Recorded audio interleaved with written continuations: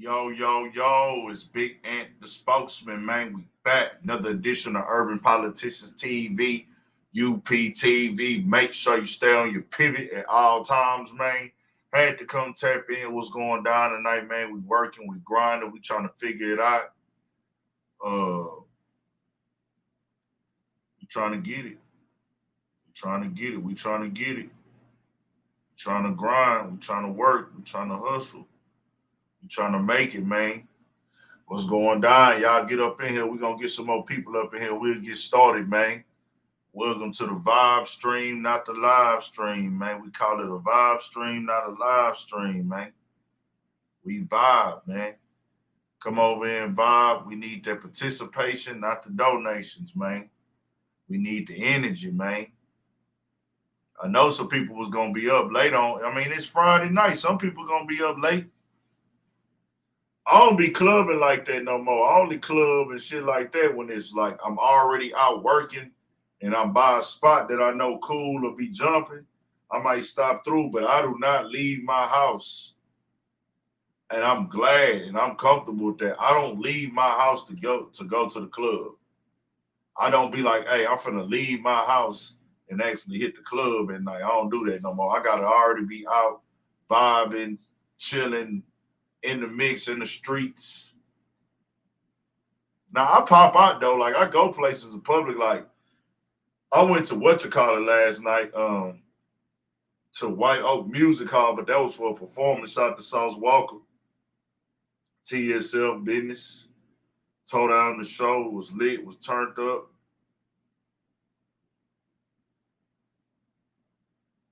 Sauce had his energy going crazy last night.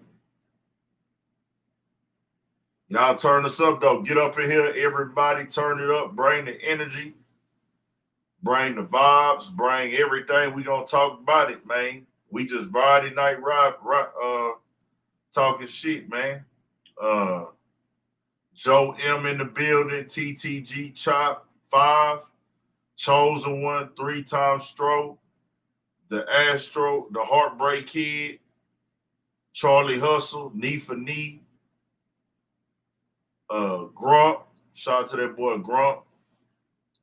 Just chopped it up with Grump. We had a little conversation, man. Shout out to my boy Grump, man. Y'all check him out on YouTube. Grump, Gurmp, Charlie Hustle, KGE, my Cage, my I don't know how to say your shit. Cage my 89. Fuck, we just gonna vibe out and get it started, man. We ain't gotta have too many people up in here. Shout out to my boy TR Vision, man. That's my boy. Y'all need the video. I think he the videographer, man, if I ain't mistaken. That's my boy, he a videographer, man. I need the video shot. Get with him. Knee for knee in the building. Shout out to everybody at work, man. Everybody on the clock, everybody driving forklifts, everybody editing. If you up editing videos, listening, everybody who truck drivers, forklift drivers, packagers, order selectors, doctors, nurses, radio hosts, anybody, man. Niggas in the gym. Some people in the gym right now be listening. Machinists, oil field, plant workers, anything, man. Y'all rock with the boy. I appreciate y'all for tapping in, man. We're going to dive right in. Let's talk about this ESPN stuff, man. Let's get to it. It's about damn near 2 in the morning, but fuck, we going to vibe for a little bit, man. Why not? And I'm doing this because I might not drop no content tomorrow, man, no video. I got to stop saying that word content, bro. Like, it used to be cool to say, but now I hate that word.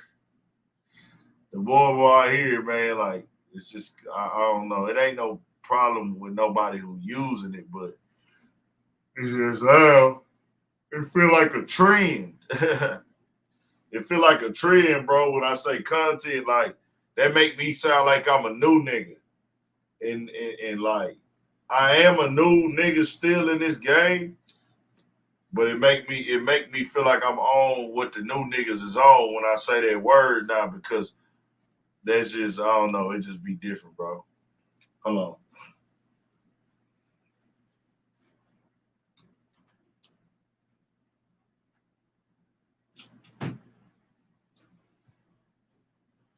So, do anybody have a list of everybody that was laid out? Man, we just politicking and fellowshipping, man. Shout out to my boy Trey Chapo. Did an official list of everybody come out? Because I don't think it did. I didn't see one. But we know Jalen Rose, Max Kellerman, Jay Will. Who else? Chris Broussard still there? Is he still at ESPN? Jeff Van Gundy, I saw that. But don't Jeff Van Gundy work with another network too? Said where the homies at? They doing their 1-2 thing, man. We gonna be on Monday. We gonna all be on Monday. Be ready for that.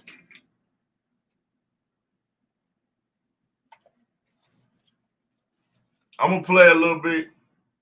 Oh, Broussard at Fox. Okay, that's what's up. So ESPN cut back. A lot of people is debating they did it. This is the rumors. And I'll do this shit with sports because sports is sports, bro. It ain't like that deep like that. Sports analysts. This ain't no street stuff. Ain't nobody gonna get locked up. So nothing like that. Or it ain't no lives being lost, you know. To the people here, bro, they know just like we know. This is like when you work a job, shit change like that, bro. Shit change like that when you work a job, dog. This is how it go.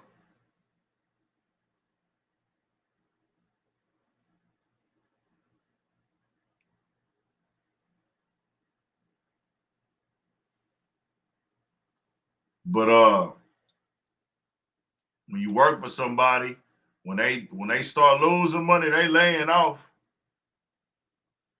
ESPN needing to save money like this is crazy.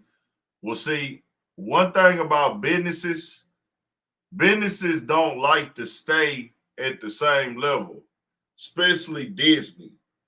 They always thinking profit. And they not thinking about your profit. They thinking about their profit. They ain't thinking about the profit of their workers. These are big companies. These are monopolies, basically. So monopolies is always running the number games where, hey, we ain't making this amount of money. We ain't got, they say they went from like 100 million viewers at one point. They peaked at 100 million. Now they at like 75 or some shit like that. So the viewership is going down. Then with the streaming era coming in, things like that, they like, hold on, okay. So now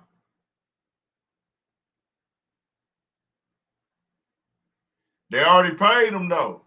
I thought they already signed the deal with Pat McAfee. I ain't really tapped into bro like that. You feel me? I don't watch bro. What's good? Shout out to my boy Just Talking. Well, most of these companies are, bro. Like when they start, business gets slow. If they can make a prediction that business is going to be slow for 2 months, they will lay you off. They will lay you off. You got to think how many people like have worked for companies that got laid off. You feel me? Just that ain't popular, that ain't sports analysts. People always get laid off. This is just part of the game in life.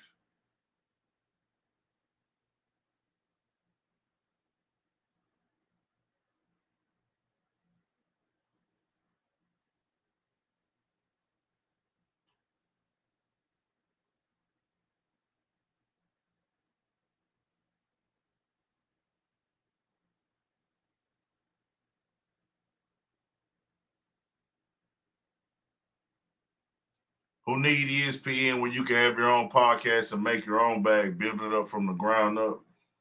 Well, I'll be honest with you, King LX. I like that point you made. And we just vibing, bro. We ain't trying to do too much tonight. We ain't gonna get too, we just gonna vibe out. The thing is, you know, I wouldn't depend now in today's game. This is an example why you don't want to only work at ESPN. You know what I'm saying? This is an example why you want to have your own YouTube channel and your own platform. So, hey, man, once y'all let me go, I still have value. And once you have value regardless, but it's like, hey, I'm still connected to the people who want sports viewership. And that's where the value lays at, the ultimate value. So you have corporate value, then you got people value. And them things can be looked at as different at times because people is people.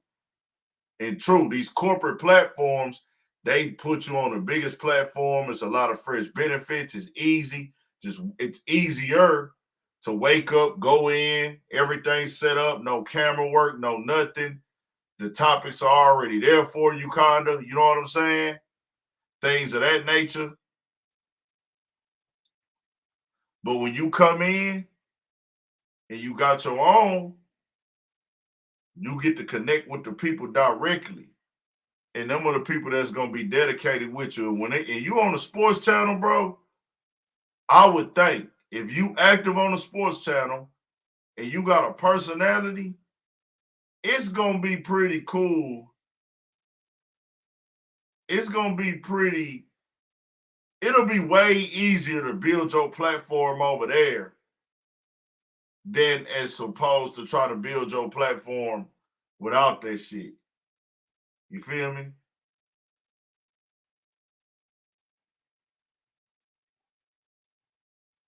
Hey, C. Burleson, you know that's why he trying to ease his way on the YouTube. But see, Stephen A. already got the bag.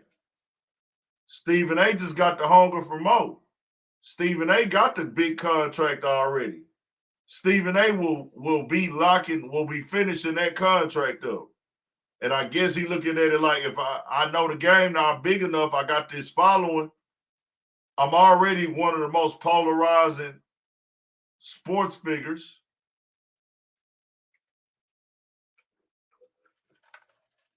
And if it's in your contract where you can create your own platform, you better. JJ Redick did it. JJ Redick did it. Boy, people do not like Malika Andrews, boy. That's all I've been getting hit up about today is Malika Andrews. But we'll listen to Marcus Wiley real quick, y'all. He an ESPN personnel. I mean, not personnel, but he'd been around the sports analyst world and everything like that over the years. Retired player. I want to say Hall of Famer, should be a Hall of Famer. We here though, if I'm not, and Marcellus Wiley, so Marcellus Wiley. Let's check him out though, man, see what he say. Firing. So let's just go through some of those names. Confirmed names before we get into this story and kind of highlight a few. Max Kellerman, my dog. Keyshawn Johnson, Jalen Rose. Caught me off guard with that one. Jeff Van Gundy. Really caught me off with that one. Susie Colbert and LaFonso Ellis. Y'all know him, the college basketball analyst that loves to smile. That is a good dude, for real. Not renewed, which is different than the layoffs and firings. Not renewed means your contract's coming up or it's up, and guess what? Hands up too. We ain't doing nothing with you, right? So that's Rob Ninkovich, know him. Neil Everett, we discussed, and hockey legend Chris Chelios. All right. And then unconfirmed, still floating out there. You know, they got calls into their publicists or agents, I assume. Steve Young and Jay Williams. Okay, we're going to put a little focus on this one right now and start at the top and start where it all started today with Max Kellerman and Keyshawn Johnson. Now, the news isn't all bad for Keyshawn Johnson, as only a year ago, he signed a 5-year deal in the neighborhood of $18 million. And he will be able to collect all of it. All right, so while ESPN still will pay Keyshawn his money, he can write off the rest of his contract, which helps his books, impresses Wall Street. And then if Johnson wants to work somewhere else, let's say FS1, get on Undisputed, be in that carousel, whatever they got going, He's going to have to go talk to the legal department to kind of work that out, but he can do it. Now, y'all know I know Keyshawn. That's my dog. We raced each other. I smoked his ass. That's what I do. He going to get mad when he hears this, but we've talked through this process. I knew this was coming for him, and I knew it because I know Keyshawn, and I know how to decode Keyshawn. Keyshawn, I used to look up to Keyshawn. Like, you know, he's older than me. I'm talking about high school, y'all. Went to Dorsey High School, could have went to Miami, ended up going to a JC, going to SC, and setting the world on fire. I ain't never seen a receiver every single week go for 200 yards or something, right? It was just insane how he balled. Number 1 overall pick, big party at House of Blues. Back in the days, all Death Row Records was there. Like, Keyshawn has always been a big timer. That said, I knew that this situation was coming for him because I knew what was happening with Max Kellerman, another person I've talked to through this process. So decoding it all because it wasn't confirmed even for them, but they knew in terms of the writing being on the wall. Now, what happened with Max? This is interesting. So we know Max was making a little more than Keyshawn, like $5 million per year. I actually know the real numbers, so they close.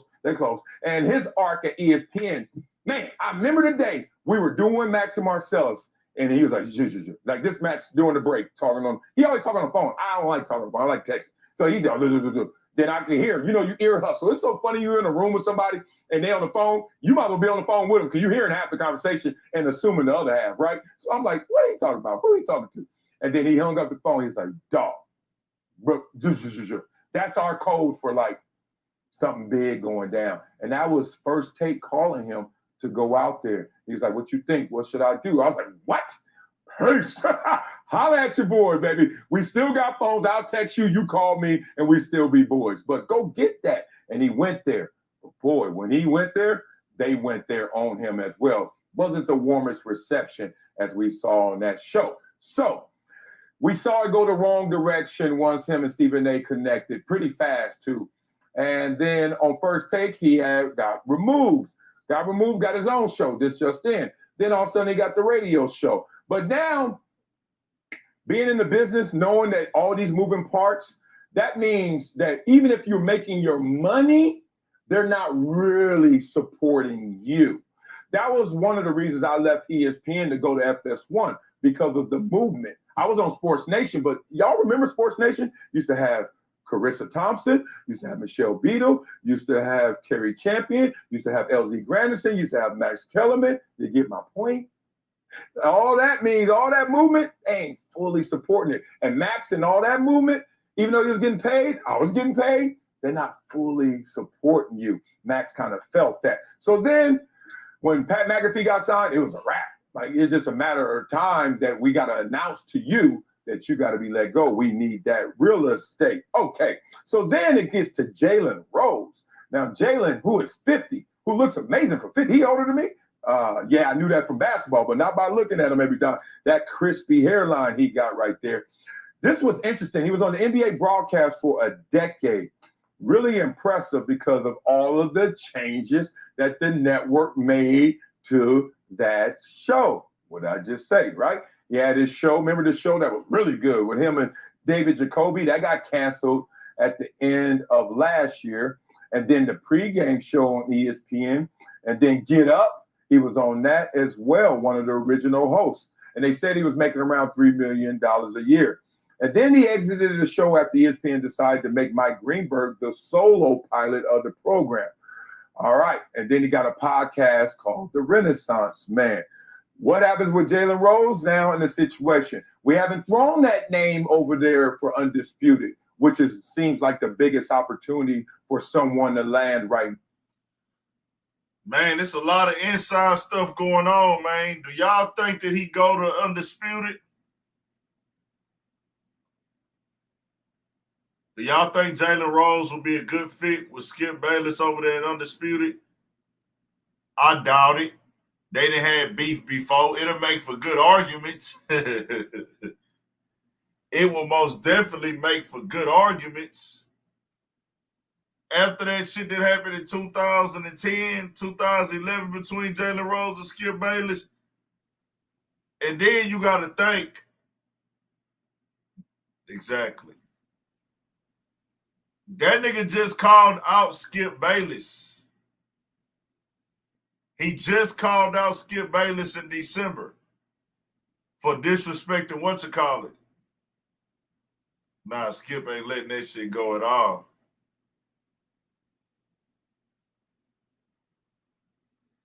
Nah, Jerron, that nigga Lil Wayne just be fucking with the nigga. It ain't like he finna come on this show though. He just be fucking with him.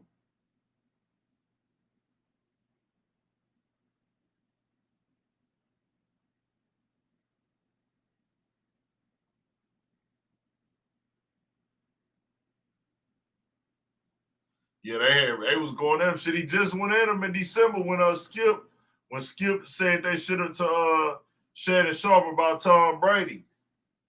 He was calling that nigga Jalen Rose called Skip Bayless a culture vulture.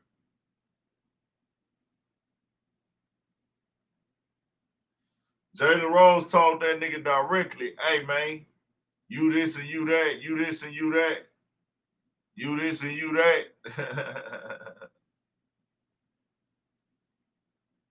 He said, nigga, you ain't who. He said, you making the critiques personal, giving players not like, because he had did a Vlad interview about that too, about that big. They took that shit off of TV. Do y'all want to watch that real quick? Let me know. If not, give me y'all feedback on what y'all think about this big layoff. As I say, bro, people is talking about unemployment, bro. These people got big contracts, my nigga. That's why you ain't even hear me talking about that. They contracts be guaranteed, nigga. Unemployment, what? Keyshawn Johnson, you hear what he said? That nigga still finna make $18 million, nigga. They still gotta pay out these $1 million contracts, bro.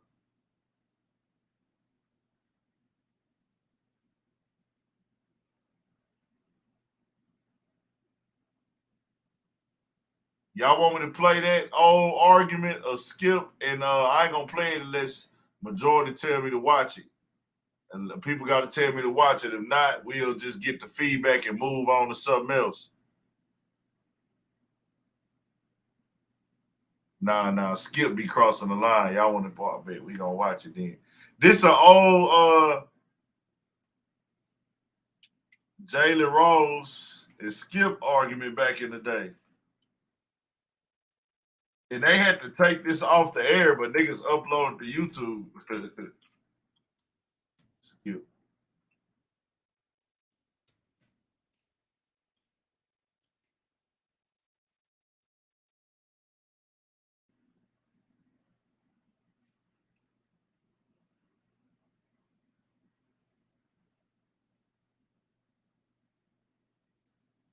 And Jalen, good to see you again. Look, something went down on yesterday's show. You watched it, you saw it, you lived it. If not, you may have heard about it. We want to address it. In the course of a conversation about Russell Westbrook being a point guard, Jalen went in pretty hard on Skip's high school basketball stats. If you missed it, listen. The positions were only created so a novice could follow the game. Just because you're a power forward, that doesn't make you physical. Just because you're a shooting guard, that don't mean you can jack up threes. That's What just were you, position. Jalen? What were you? Where were you? Did you average 1.4 points as a senior in high school? Yeah, I did. Okay, so all of that Pistol Pete stuff, Water Pistol Pete Jr. Okay, we'll address that later. We're going to. Don't ignore that. Did you play junior?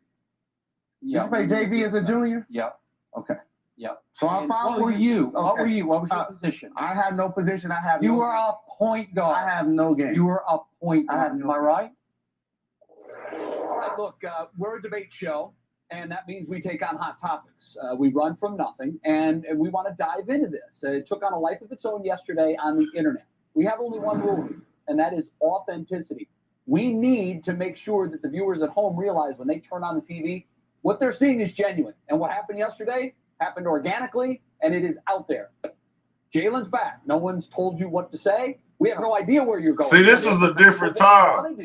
This is a different time right here. What's your reaction? Do you still stand by the way you approach that? We're a debate show. Yeah. You mentioned we're not a reality show. And it's up to us to say what's in our head, say what's in our heart as it relates to topics. What normally happens when you debate, whether you're at the barbershop or whether you're on ESPN First Take, sometimes the debate can get personal based on the person's tone.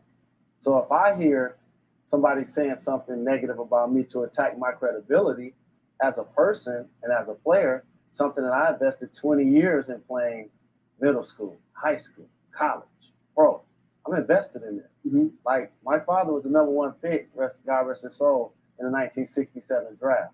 Like, I dedicated my life to basketball. So if I feel like somebody wants to cross the line and challenge how I feel about the game, I study this, I do this, I took it personal. And that's what happened yesterday in our debate. I did take it personal, and I'm pretty sure he took it personal how I responded. It was a trending topic on Twitter. A lot of people were talking about it. It was hot. And but as we mentioned, This was Twitter days. The Maury Povich show. I'm not an actor. I wasn't, I don't have a hand up my back of somebody telling me what to say. And we just went there. Yeah. You and I talked about this after the show. And I told you I was offended only because you leaped to a conclusion based on what you read out in the Twitter sphere or blogosphere, right? And this all began, as you now know, with a tweet of mine of, 3-4 weeks ago that was 100% accurate, but thanks to the 140 character limit, was about 5% of the real story, which, again, you and I shared yesterday. You shared some stories with me that were similar on your much higher level. And we still working, y'all. They ain't cut us off, my big. integrity and credibility have been questioned by many of my Twitter followers. Did you exaggerate this? Nope. Did you lie about it? Absolutely not. For those that may not have seen the tweets, I know it's tough, but what was your original tweet?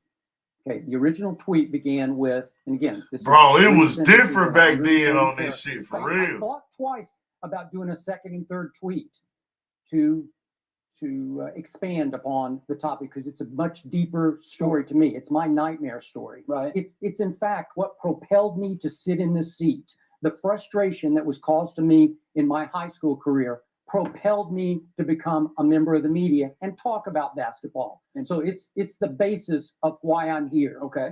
But the original tweet began that in 9th grade, I was asked to go to a big basketball camp, area statewide, that was run by the Iba family of Henry Iba fame at Oklahoma State, the mentor to Bobby Knight. They got this nigga Skip explaining this whole background. Many kids who went on to play at high levels in Division I. And I thought I was Pistol Pete Maravich, as you said.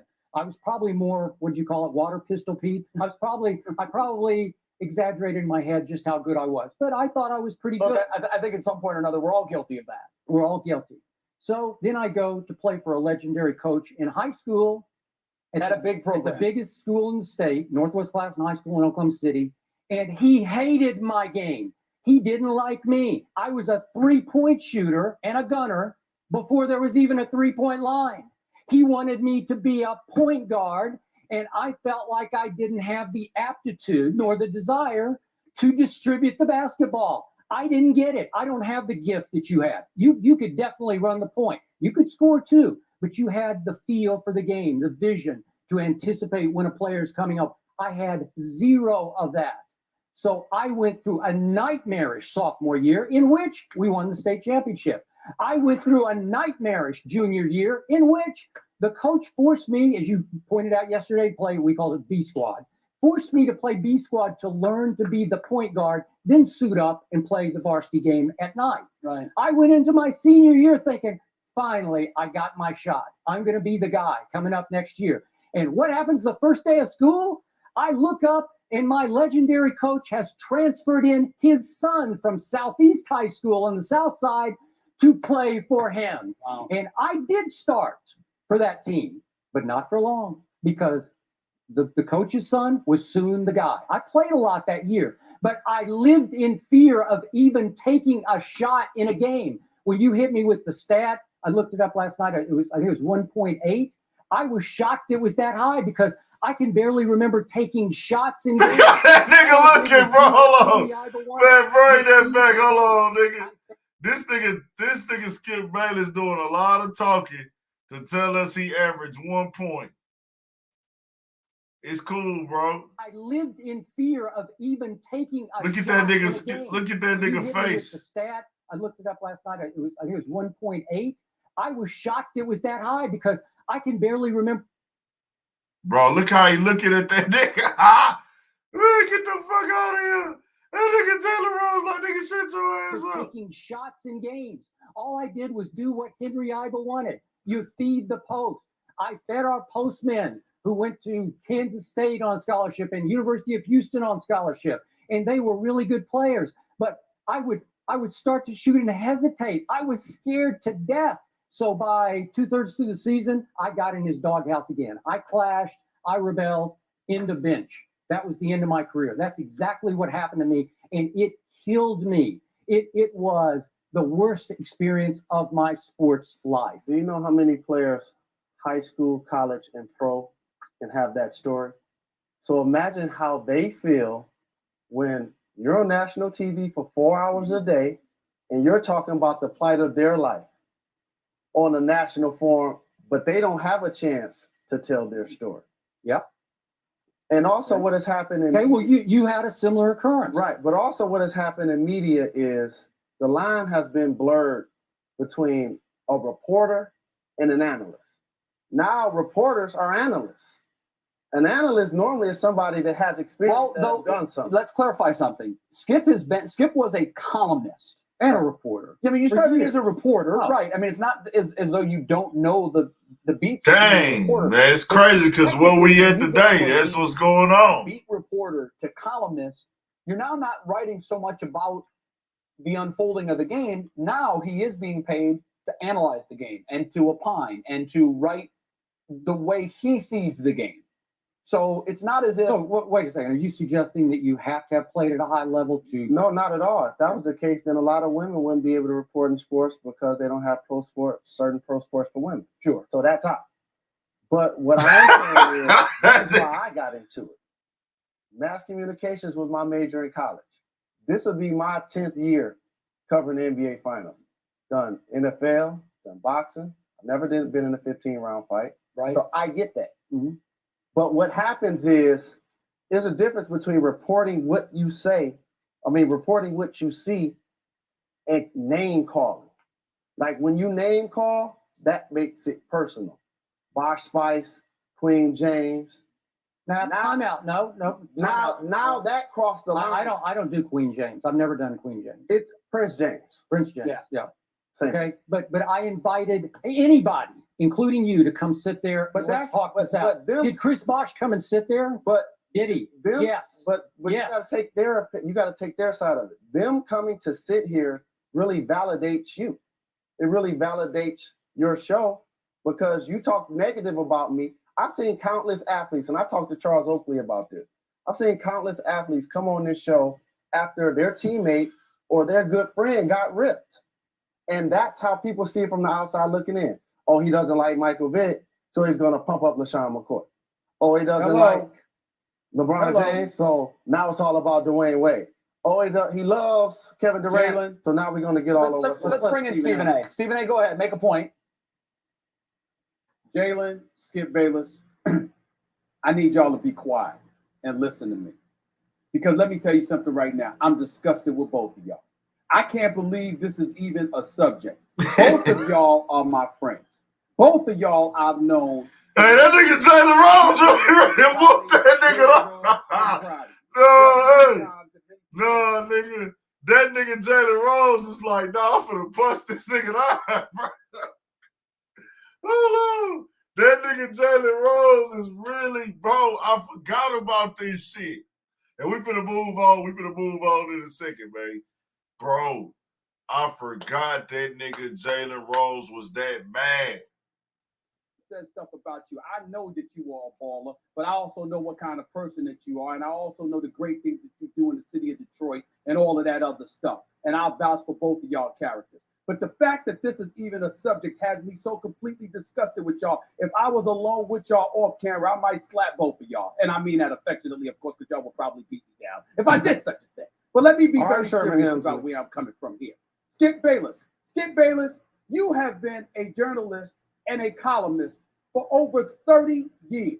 You were a columnist in San Jose. You were a columnist for the Los Angeles Times. You were a columnist for the Chicago Tribune. You were a columnist for the Los Angeles Times. You don't have anything to prove to anybody about your resume. Tell them people to go kick rocks. You've earned it, okay? That's number one, all right? Number two, all right, with you, Jalen, yeah, I understand stuff gets personal and all of this other stuff, but let's talk to this other side about athletes. And we're not talking about you here. We're talking about the modern day athlete. They can get a bit sensitive. There's a lot of stuff that they can't take. What about the contemporaries within the athletic world that talk about each other, that run to reporters behind the scenes, literally giving us information to talk about their own colleagues? Nobody brings that up. Nobody brings up the fact that these same guys that talk all of this smack, that get all sensitive, actually want to come and do what we're doing when all is said and done. Number three, did you question Howard Cosell when he didn't box? Did you question Bob Costas when he didn't play baseball? Did you question Jeff Van Gundy or Stan Van Gundy when they never played the That's game? a different type of plethora of individuals in the world of sport. Hold on. That's a different type of media, Steve. In the world of sports. That's a different type. We live in a media cycle I'm now not debating that. where they're I let talking you talk, heads Jalen. 24/7, I let you talk. 365. I let you talk.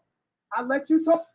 So the argument is really what's going on today now, where the media personalities, and you could see that it's like a media personality, they don't want to hear they can't call names because then they feel like that their role is taken away. Stephen A. Smith is not a top media personality because he's smarter than everybody. Skip Bayless is not a media personality because he's smarter than anybody. It's the character and the shit he's willing to say. And that's what makes them the top dudes. It ain't because these niggas hooped before, they was good players, or they just got all this knowledge of the game. Nah.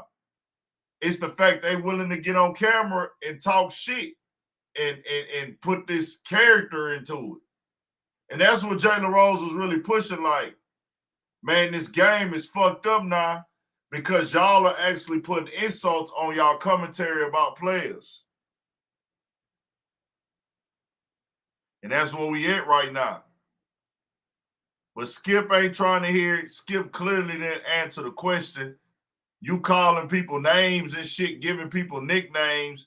And he was like, hey, bro, that ain't what you supposed to be doing. But this is how they get their money, though. Shout out to everybody up in here. Hey, I guess, but now, you know, it's crazy. It's crazy because that was back then when it had just kind of got started. But now it's like completely accepted. Like, this is the game now. Get in here and critique. Some give niggas insults. Some talk down on niggas. All that shit.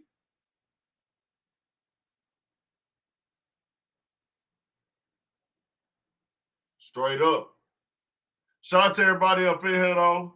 Shout out to everybody who tapped in. We gonna move on. What else I had on the menu tonight, man? I fucking forgot. Oh, Joe Budden. We'll run through this real quick. Joe Budden and Academics did a podcast the other day. This for my podcast fans, man. Y'all know I'm a pod nigga. I fucks with the podcast game. And we can't go to Patreon, man.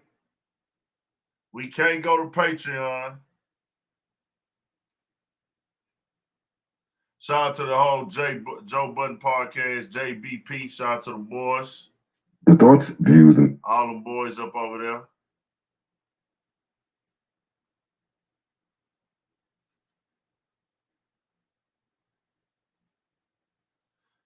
So Joe Budden recently did a show with Academics. And this was the day that Academics went on that rant early in the morning. He was upset mainly at Charlamagne because Charlamagne would not pop out to his podcast. He felt that, yes, on Patreon. Got to go to patreon.com, Joe Budden. $10 a month. I think he got 3 tiers, 5 or 10. Go over there and support that. If you want the exclusive stuff, that podcast is there. They'll eventually drop it to YouTube, but if you want to see it now, it's up over there. You can't play Patreon on YouTube, and I wouldn't do that anyways. That's somebody private stuff that they work and crafted for them and they fans directly. They supporters who paying to watch directly. You know what I'm saying? That ain't for you to screen record and post up on YouTube and things like that. I don't even like really speaking on the shit on Patreon unless they already got it all over the internet. Then I'll speak on it. You know what I'm saying? But when a nigga got it on his Patreon, that mean, hey, nigga, this my shit like this and like that. So it's private. Like, this for the people paying the money. So, you know what I'm saying? Unless it already hit the internet, it's all over the place and all over the YouTube, then I'll speak on it. Oh, you say, well, my Patreon, man, I'm trying to get it together, man. I'm trying to get my Patreon together. But Academics went on the whatchamacallit, man. He went on the rant. He was upset with Charlamagne. Charlamagne ain't came and did his podcast in 2 years.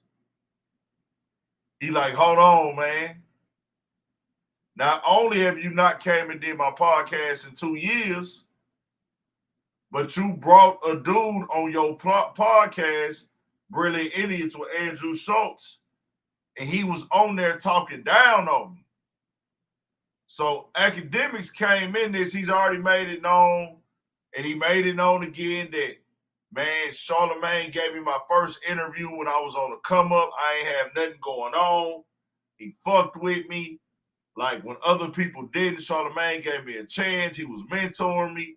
He's been supportive of me behind the scenes and talking to me, giving me game and shit like that. But Academics got his own podcast. And he like, hey, man, hold on, bro, why you ain't came on my shit? But when you bring somebody on there that he don't like, not even that he don't like, somebody that's talking about him, like, damn, bro, I would take that personal myself. I ain't gonna lie to you. Like, hold on, bro. I've been trying to get you to do my podcast for 2 years. You ain't did it yet. No matter. And that's one thing about me. I don't be biased about shit. I like to be direct and straightforward with shit, bro. I don't like to play the little game. So, Charlamagne, you know what Act is, what Act do. You know what Act bring to the game. You know how Academics act, Charlamagne. You know this. You still choose to rock with him. You still choose to tell him he your homie. You still choose to ask him to support whatever you got going on and put up to your platform. That's when you have to be straightforward with him. Hey, bro, I ain't gonna better do your podcast, man, because I'm cleaning up my image. I'm cleaning up what I came in the game doing. I'm cleaning up how I was acting. I'm cleaning up the wild shit, the shock jock shit, the shit where I was just looking for attention. So right now, bro, I really don't want to come do your podcast because I know that's what you're looking for. You got to tell them that. You got to let them know that. Because a nigga thinking, man, you my man, you ain't came and did my podcast, but then you bring a nigga onto your podcast, which is the guy Loon. Shout out to Big Loon. He doing his thing on the podcast shit. He got the It's Up There podcast. He calling Academics out his whole time on there. Then, not only that, what's really going to look away to a nigga like Academics or any other nigga, and I do this media shit, so it's like, I get it. I would understand why he would feel away, and that's what Charlamagne got to be straightforward with, bro. But Charlamagne goes and does that guy's podcast. So it's like, hold on. Charlamagne, you supposed to be my man. I've been rocking with you 10 plus. I've been supporting you. I've been doing all the shit with you. Nigga, damn. You gonna go on his shit but not come on my shit? They gonna feel a way about it.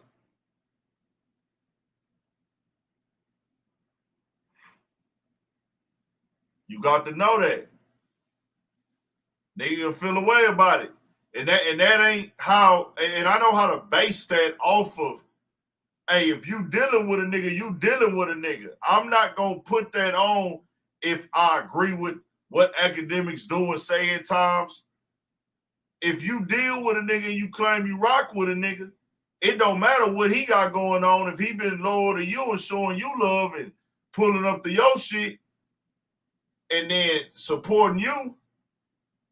But that's the thing about this game, bro.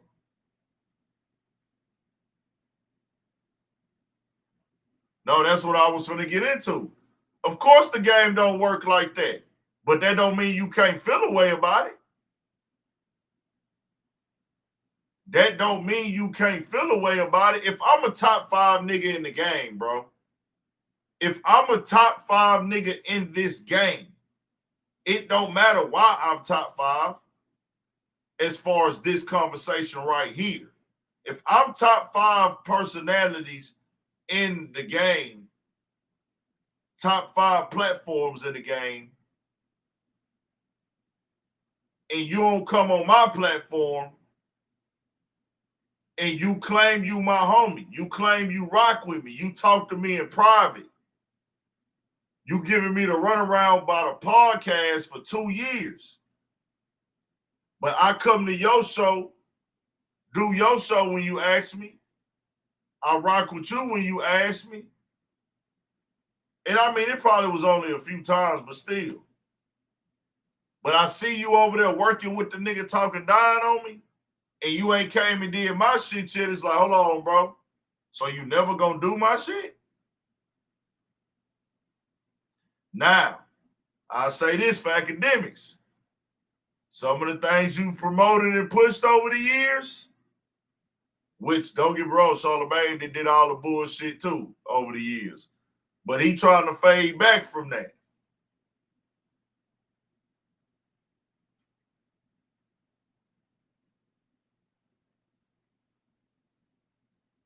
I don't even think it's about that. That is what that is.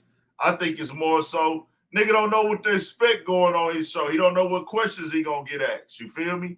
And then I think too, Charlamagne kind of knows. I think Charlamagne kind of knows itself, and like I say, it can just be communication. Like, hey, bro, he don't want to tell academics, like, bro, I don't want to do your show because you want to ask them controversial questions, and I really don't want to do that. And you can be transparent in that. Like, hey, bro, they got to respect it.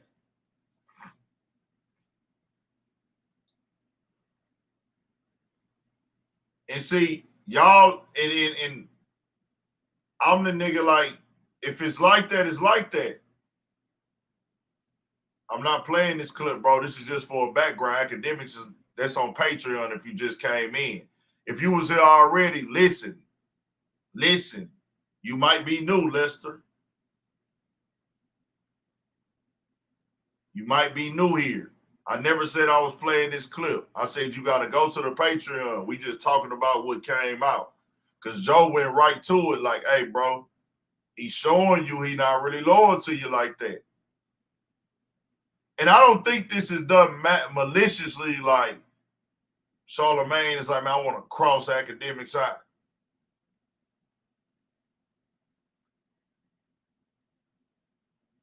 I don't think he like, hey, I want to cross academics out or I want to get academics out the game.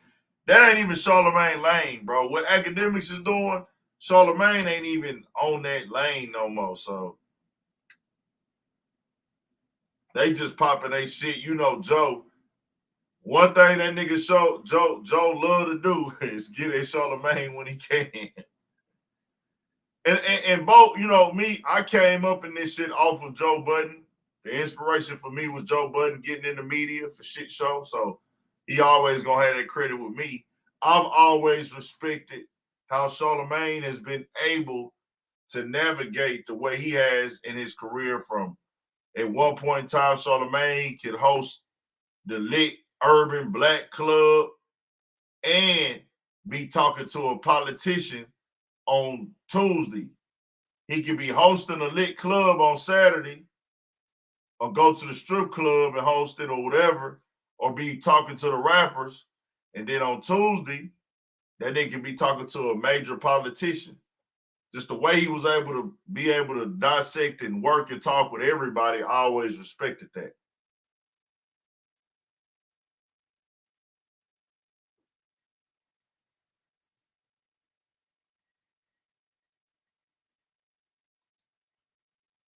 Yeah. I mean, and that's the thing with Charlamagne that I have to understand and speak the real before we move on, bro.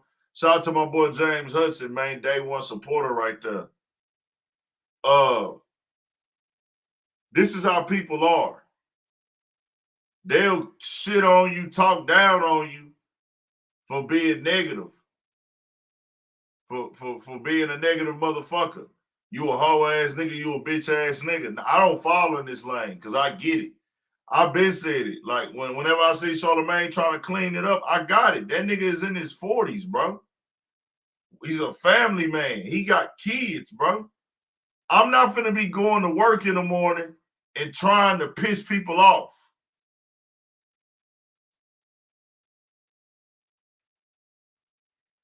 But see, now the platform ain't for Charlamagne for sure. The platform ain't for Charlamagne, but that's just showing academics like I rock with you.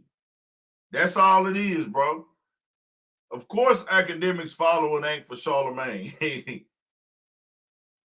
But it's just like, hey, you showing me, nigga, you rock with me. You rock with me. But it's crazy though, like I said, if you a nigga that, hey, you on the internet doing bullshit every day, people will grow to love you for that and hate you for that at the same time. They'll call you a hoe ass nigga, a messy ass nigga, a bitch ass nigga. But then when you clean your act up, now you're PC. Oh, he a sellout. That's why I say, bro, you will never be able to please that people. Do what's right with you for your spirit and your mindset. But I wouldn't do no fuck shit like that anyways, bro, because that ain't who I am. I'm not on that fuck shit. I ain't gonna lie to y'all. I'm not on that fuck shit. Y'all got it, though.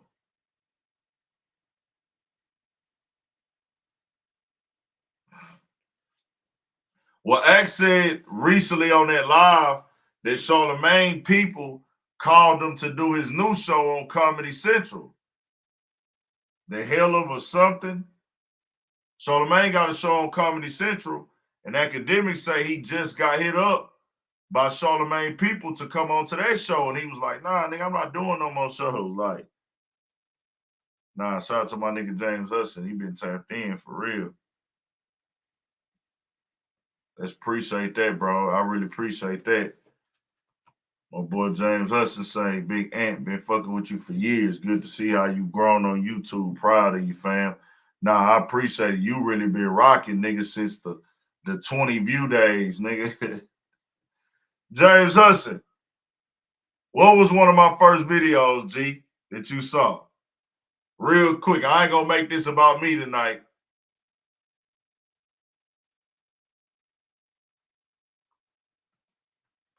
We ain't gonna make this about me. We finna move on. James Hudson, do you remember what's the first video of mine you saw?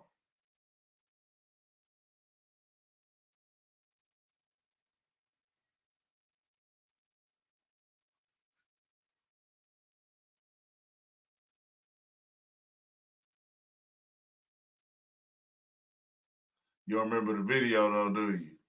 I want to see if he remember it. Nah, he ain't searching. He been around, bro. This nigga James Hudson. I want to say this nigga James Hudson used to be a troll in my shit, bro. I think James Hudson used to troll me when I first started, bro. I think because it was you.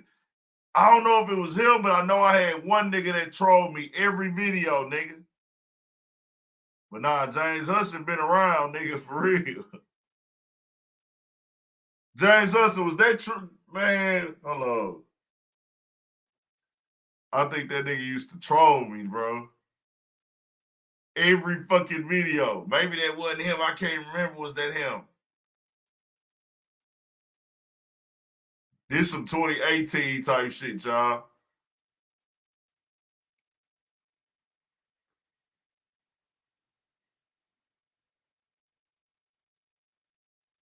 He said he used to call in. Nah, nigga, before the calling in, nigga. Before niggas start doing the calling in shit. Before I even started going live like that.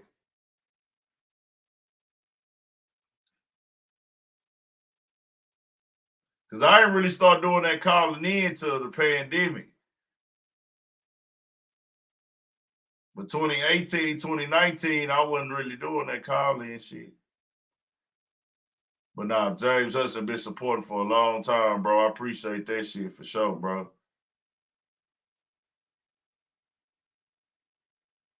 So nah, bro. You know, I respect just the podcast culture in itself, bro. This podcast culture is something that I love. Nah, because I want to get through these topics, bro. It ain't like that, Trina. It's just a nigga want to get through this topic for the people viewing and shit, because I know people come here to see what's going on, hear about some of that shit. We can talk about me anytime. Yeah, I'm from Texas. Spiritual gangster Miss Toya from Houston. Shout out to John Act. Thanks, UP. Appreciate you supporting, man. So nah, man, it's different conversations that's going on. Charlotte, that nigga Joe Budden, ever since that nigga, and I agree with Joe, I'm gonna keep it 1,000 before we move on. I'm not gonna ever just choose nobody's side when it comes to speaking the facts. I 1,000% disagree with what Joe Budden, because of that situation. I'm not talking about what it turned into or what happened eventually with Roy and Mal. What that nigga Joe Budden was speaking on about the podcast deal with Spotify, I 1,000% agreed with him. And I 1,000% agreed with what Joe Budden was saying and why he was saying it. I don't always agree with Joe. Nobody gonna always agree with everybody, bro. Y'all go watch me sometimes say, but I don't agree with this shit. But I'm gonna tell you, a lot of the times it ain't nothing to agree with, because I'm only speaking the facts. I'm gonna give you the facts first. I'm gonna tell you the reality first. And my reality is the real reality that ain't based off of your facts or feelings. It's just the understanding of the conversation. And then I'll come through and give you if I feel a way about it. You feel me?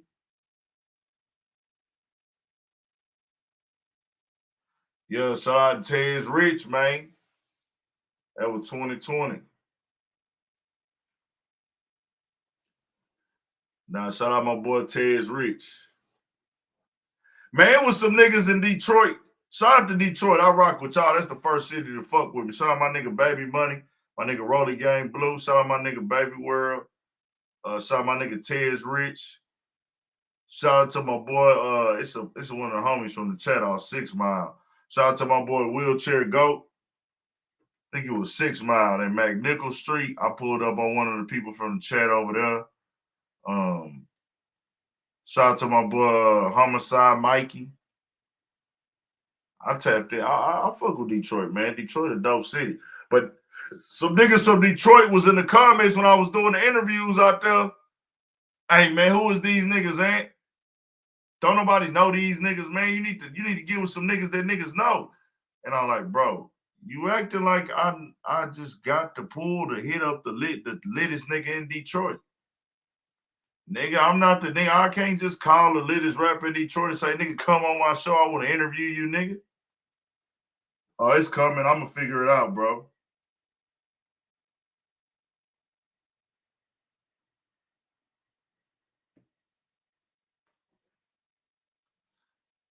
It's coming. I'm going to figure it out for you.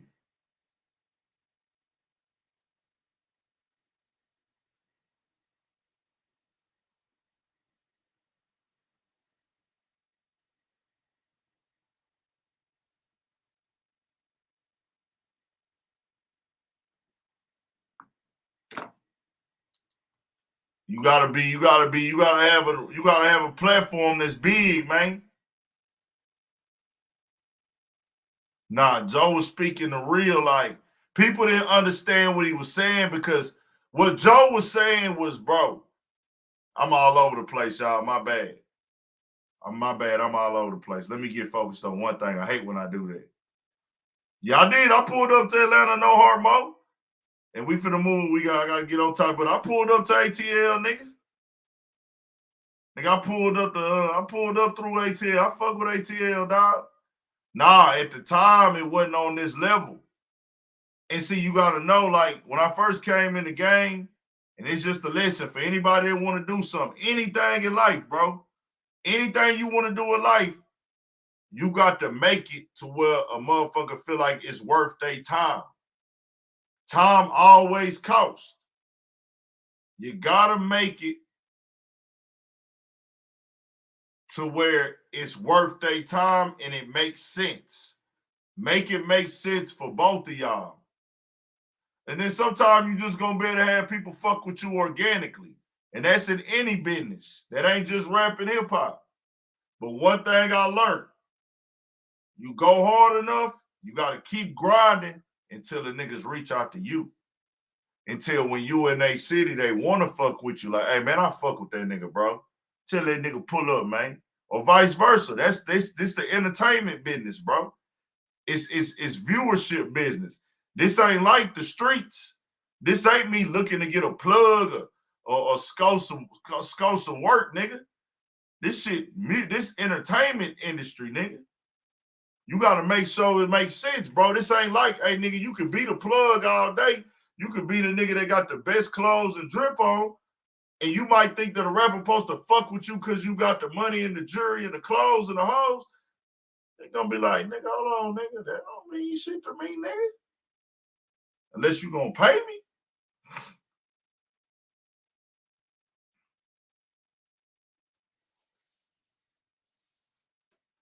You just gotta stay grinding and working until it makes sense. People gonna start fucking with you, bro. It's gonna come. You just gotta be with that shit. I still got a whole lot of work to do. Whole lot of motherfucking work.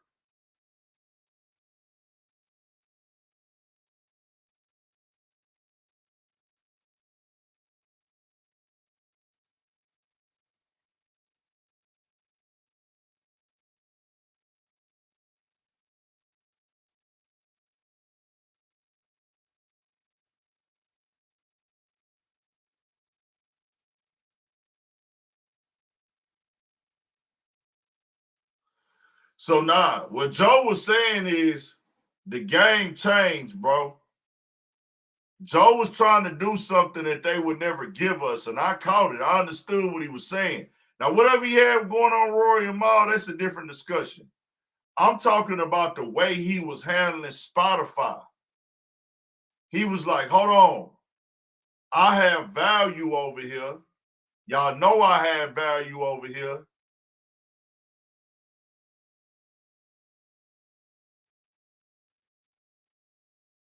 What type of bag do y'all really have for me? They were trying to own the Joe Budden network outright. They was trying to own, Joe Budden, everything. They was trying to own his YouTube channel, all that shit. Bro, he was right about not giving that up. And I'm glad he came and told us. No matter what happened with him and Roy Mal, that's a different discussion. I'm glad Joe Budden came and told us or gave us a preview of what was going on in these meetings because we needed that game. And Joe might not know how to negotiate a deal. That can be, I don't know about negotiating deals. Whether he knows how to negotiate deals or not, the deal was negotiated. He just came and told us, hey, man, this deal didn't work. This deal didn't work for me. Now, Joe never took another deal for whatever reason. Maybe a lot of the people felt he was asking for too much and everything. But, bro, I'm for this nigga saying, this is a new game. This is a new industry. I'm not about to come in here and let y'all completely take over the value of this shit. And what do you have now, nigga? Podcast, one of the biggest forms of entertainment right now, probably, in our culture. And see, podcasting didn't have the same structure as record labels. That's what he was pushing. Like, the standard was already set for record labels, 360 deals and da-da-da-da. That wasn't a blueprint for podcast deals yet. So motherfuckers at the top, they can really set the tone to where, hey, you can give me a deal without owning my YouTube. You can give me a deal without owning my merch or get money off of my shows. You can give me a deal where, hey, nigga, we partners in this shit. That's what Joe was pushing. But a lot of people wasn't understanding that, but I understood the language Joe was saying. Like, nah, my nigga, this shit here too lit. I'm not just about to give this shit away for $5 million or $10 million when it's like, yeah, that's good money. But hold on, nigga, I know I can get more. And even if y'all don't give me more, fuck it, I'll just grind it up on my own.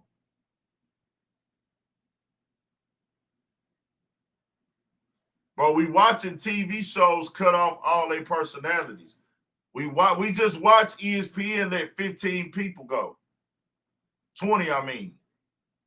A lot more might be doing it. It's just ESPN up under Disney and shit. So, you know, they did say that, like, these fucking contracts on these shows. Yeah. Niggas was worried about the bag and niggas was cool with working. And, bro, I'm not knocking. I never was knocking what Charlamagne brought to the game with the Black Effect Network.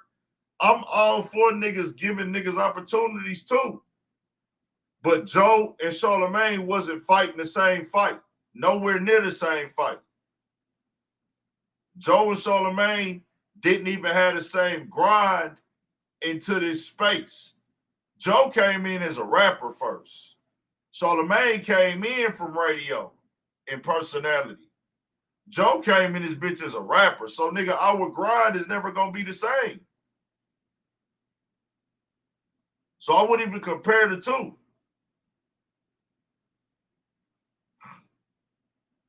And then, I don't know if this is true or not. People have told me this, and we going to move on. Shout out to everybody that's still up here holding and dying. People been telling me this, that Charlamagne, 3 people told me this. Charlamagne doesn't see the point of doing YouTube early when you start your podcast. He's talking about he's not fucking with YouTube podcast. And I'm like, is Charlamagne serious or is that nigga joking?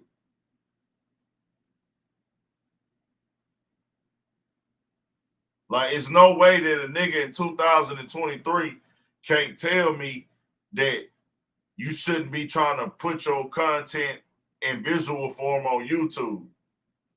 That is the most craziest shit I've heard ever. And I will tell Charlamagne, you successful. I respect your position and your place in the game, but you wrong as fuck, my nigga. You need to be on YouTube more than anything right now. So many people operate on YouTube, and yes, a lot of listeners are on these podcast apps, but it's a different experience.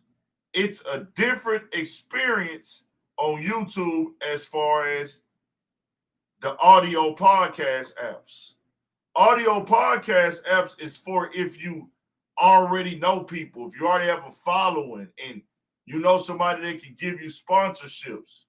But YouTube is for, hey, let me build with my audience to give them an experience. That's what YouTube is. The experience y'all getting right now, if this was on only a podcast app, it would be Like a lot of people do listen to audio though. Don't get. I'm not ever finna play downplay YouTube audio. People listen to it at work. People listen to it in the car. People listen to it in the when they cleaning up, whatever, working out. People most definitely listen to audio podcasts.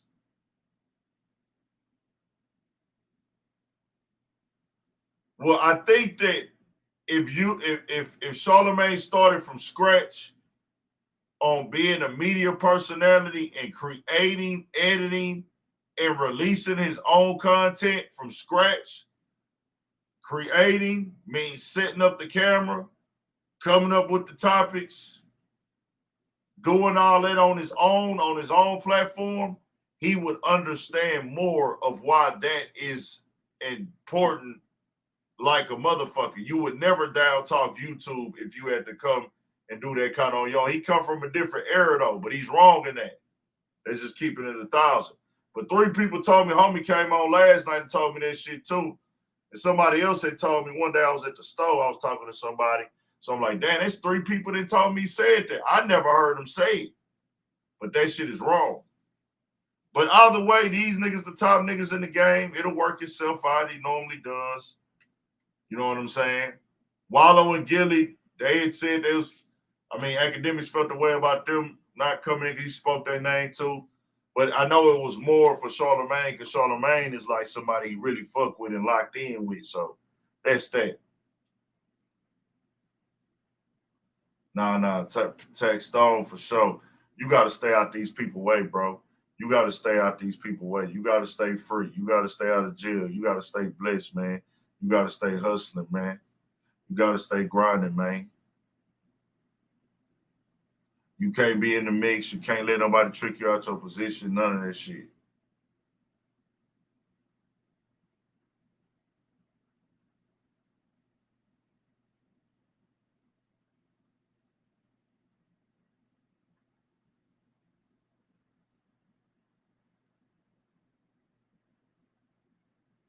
We are here, though.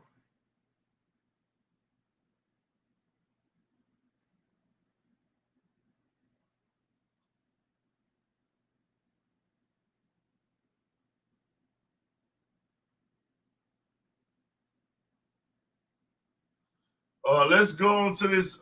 We'll run through Adam22 situation again. Pause. So, OG, what did he say? Let me know. What did he say? Because I don't know. I didn't see it.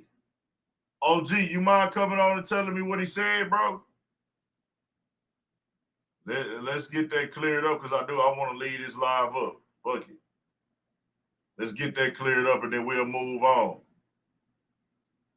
Gonna get up out of here in about 45 minutes to an hour. We'll get up out of here. Damn, it's already motherfucking 3.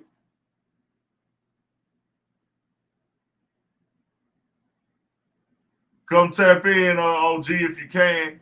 You ain't got to cut your camera on, just cut your mic on. I just got to see you in the backstage. Make sure you ain't trying to burn the nigga shit up.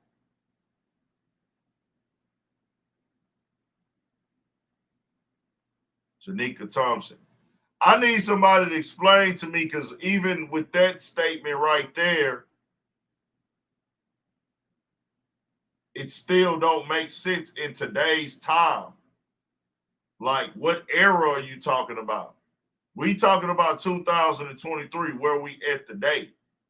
I'm speaking on where we at, not where it was before. Maybe he meant before where it's at today. Maybe he say he don't like where the game is at today, but y'all didn't get a chance to check the Big Loan interview. I seen a couple clips on Instagram and shit, but I ain't got a chance to watch it yet. I'm gonna check it. I've been so busy, man. OG, you willing to come on and speak? Just let me know, bro. If not, I'm gonna move on. Or Janika, whoever want to come on and speak about it. Who saw it? Maybe y'all can explain to me more. Just type in the chat. Or any of y'all willing to come on. If not, we'll move on from it. Just let me know. Let me know real quick. Let me know. Just type in the chat and let me know. I know it'll be a little delay on this shit. Yes or no? If y'all can't come on, it's cool. It's understood.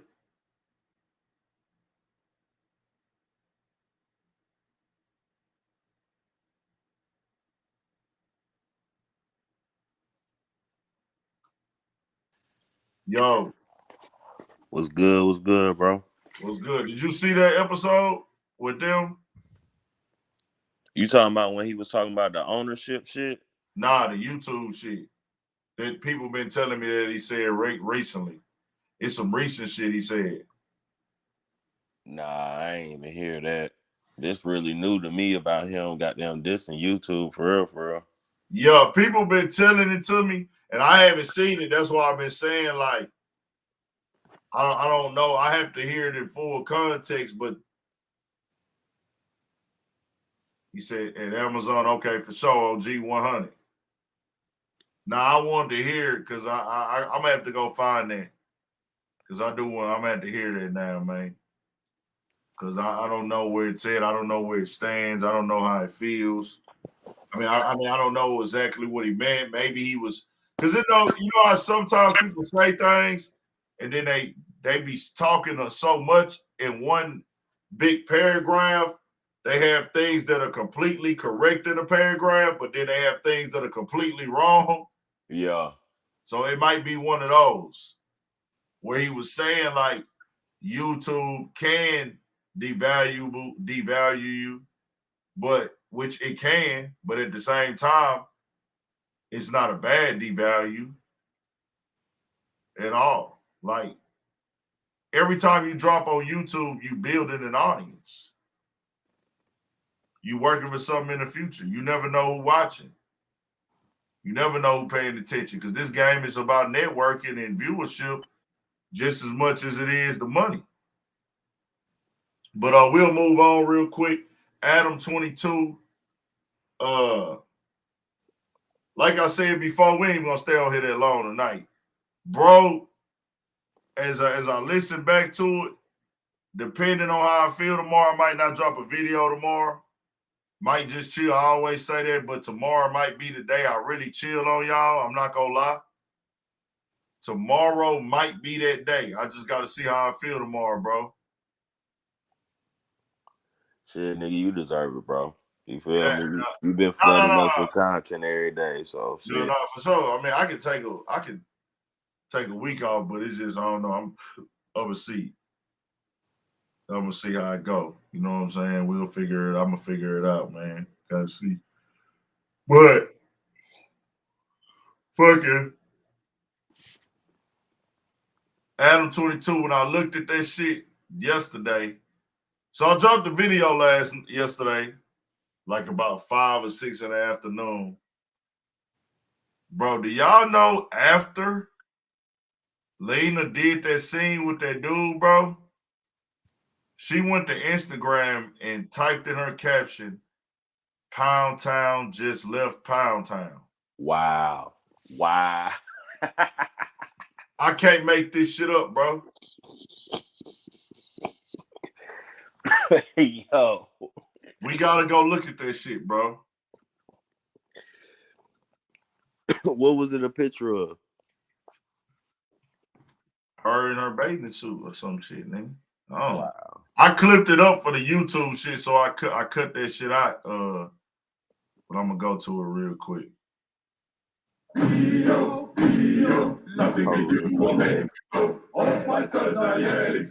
have an announcement. I just want to break it to you guys.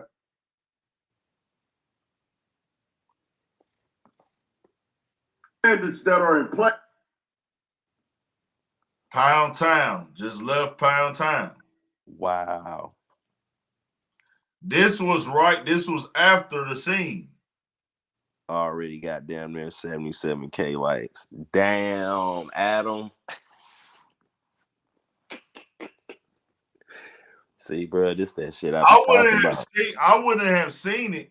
The only reason I seen it because I don't know who blog it was, whose blog or anything. I don't know whose it was, but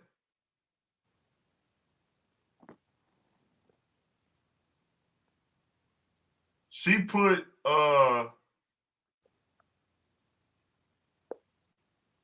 in the comments, somebody made, because I don't follow her on Instagram. Somebody had made a post about the video and she promoted it in the comments. Release it on such and such day. Oh, she ain't playing, bro. Like she put that, like she promoting that hoe, bro. Hey, you know what's crazy, bro? I was thinking about the shit we was talking about the other night. Hey, it's crazy. Like, I'm gonna tell you. Hold on, my bad. You go ahead, Ain't loyal. Somebody said, "Hey, man, this ain't no white people shit." Somebody said that, bro. This ain't no. A white person came in my cup and said, "Hey, man, don't associate this shit with white people. This is weird shit."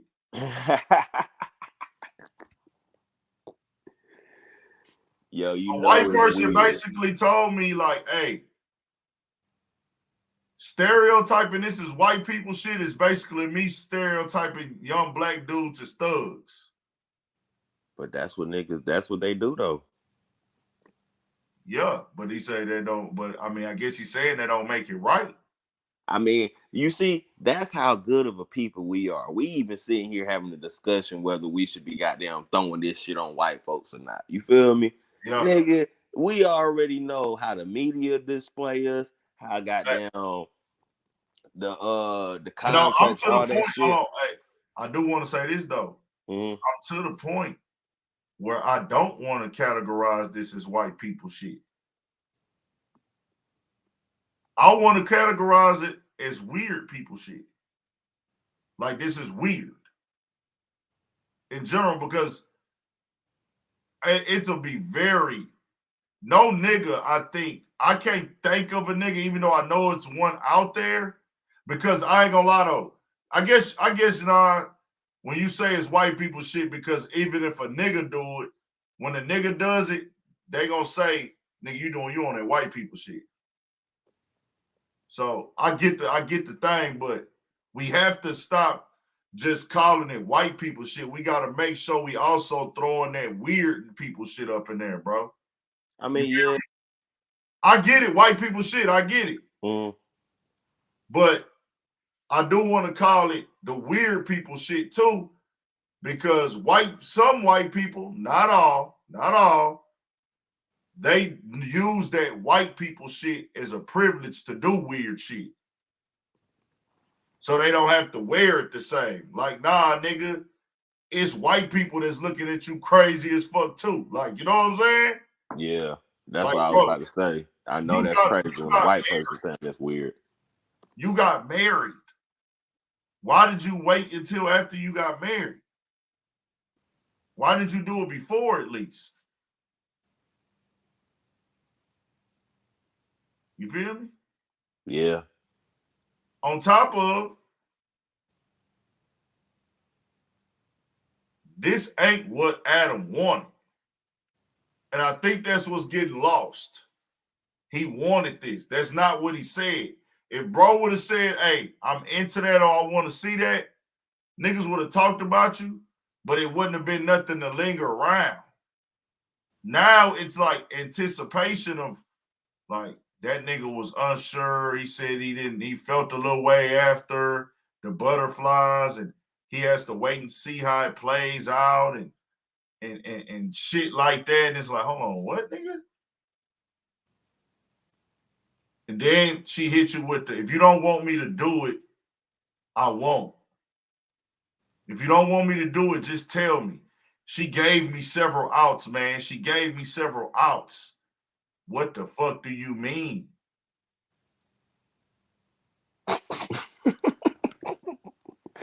Hey, my bad, bro. That shit just funny to me, man. She gave me several outs to tell her don't do it.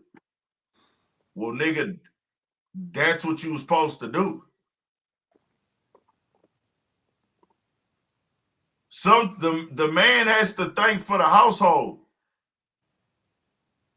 Oh, he is not thinking for the household. If this is even on the table, My nigga, he is not No, thinking for the facts. household. He's living in the moment and ain't thinking business and money. Listen here. When we got married, if we really in love with each other, you should be able to. If you told me today, I want you to stop doing the porn, you supposed to stop that. You supposed to stop that right then and there. Adam, if you watching, C-Mac kept it real with you, G. You got millions, bro. You didn't have to do this shit. And I'm telling anybody else that. And there's another narrative going around. Well, she let him fuck other girls. No, she did not. They fucked them together. Exactly. There's a, bro. There's a different, like, people are trying to make the shit fit and make it make sense. And I don't like that. This ain't no, hey, man, he was out here fucking new girls every weekend and he was bringing new randoms home and he got to fuck 100 different girls on camera. No, they were fucking them together, meaning she was involved in the sex also. This is not the same with me at the house playing poker or whatever the fuck he said he was doing. And you go and pulling up to meet up with some nigga who's finna dick you down. No. Yo, this nigga was playing poker while his bitch was getting poked. Damn. Shit, bro. He told Whack 100 that the clip that I saw. Damn. I know that nigga was folding. I know that nigga was, he couldn't have been confident. He wasn't bluffing shit. That nigga had too much on his mind. Nah, facts. Yeah, that's crazy right there, bro, for real. But like I said, bro, you already know the rumors and the goddamn, allegations against the nigga. We ain't gonna bring him up and talk about it because it's YouTube. But I'm just saying, from the outside looking in, nigga, it looks like that shit can be true because she might got the ultimate evidence proof that just shuts everything down, bro. And this is how she able to still, like, nigga, y'all still married, nigga? They just got married, nigga. They still newlyweds, bro. Come on, you just got back from a honeymoon. This is after the honeymoon phase, nigga. And she want to go get some pipe. Oh, hell no. Oh, bro, that is ultimate disrespect. You just spent how much money on a month-long honeymoon in Europe? Man, fuck that, bro. He made this girl a millionaire, nigga. He made this girl a millionaire. Like, I think people get caught up in just chasing shit and just not really focusing on what's what. Because is this strictly business for you or is there pleasure? And that's the problem with that. Like, is she fucking this dude for pleasure or for business? Or both? It's And both, nigga. if you married, it ain't supposed to never be both. Am I right or wrong? Bro, you 1000% right, my nigga. If you married, if I'm fucking somebody without you, it ain't never supposed to be no pleasure. But you shouldn't be fucking with nobody, so we ain't even got to guess that. It's a difference between you getting pleasure by yourself as opposed to us getting pleasure together. You feel me? Now, another thing too, if they had the relationship where this is on some open relationship type shit, niggas wouldn't even be barking that shit. You feel me? Nah, we wouldn't be, for sure. For sure.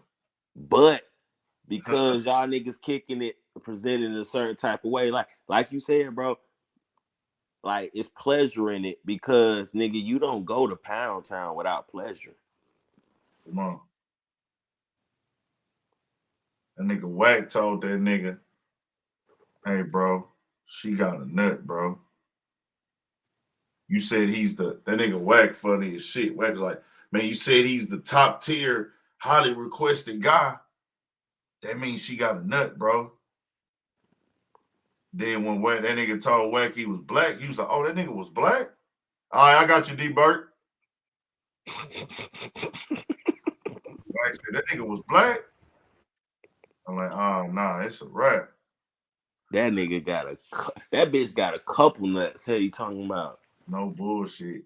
Then nigga Adam told him, well, nah, man, there's one thing that I know what to do to make it happen. And there's not, it's a specific thing. Like, she's not the easiest to make do that. And I was like, boy, this nigga crazy as hell, nigga. Boy, she is lying to you, nigga. She's a fucking porn star.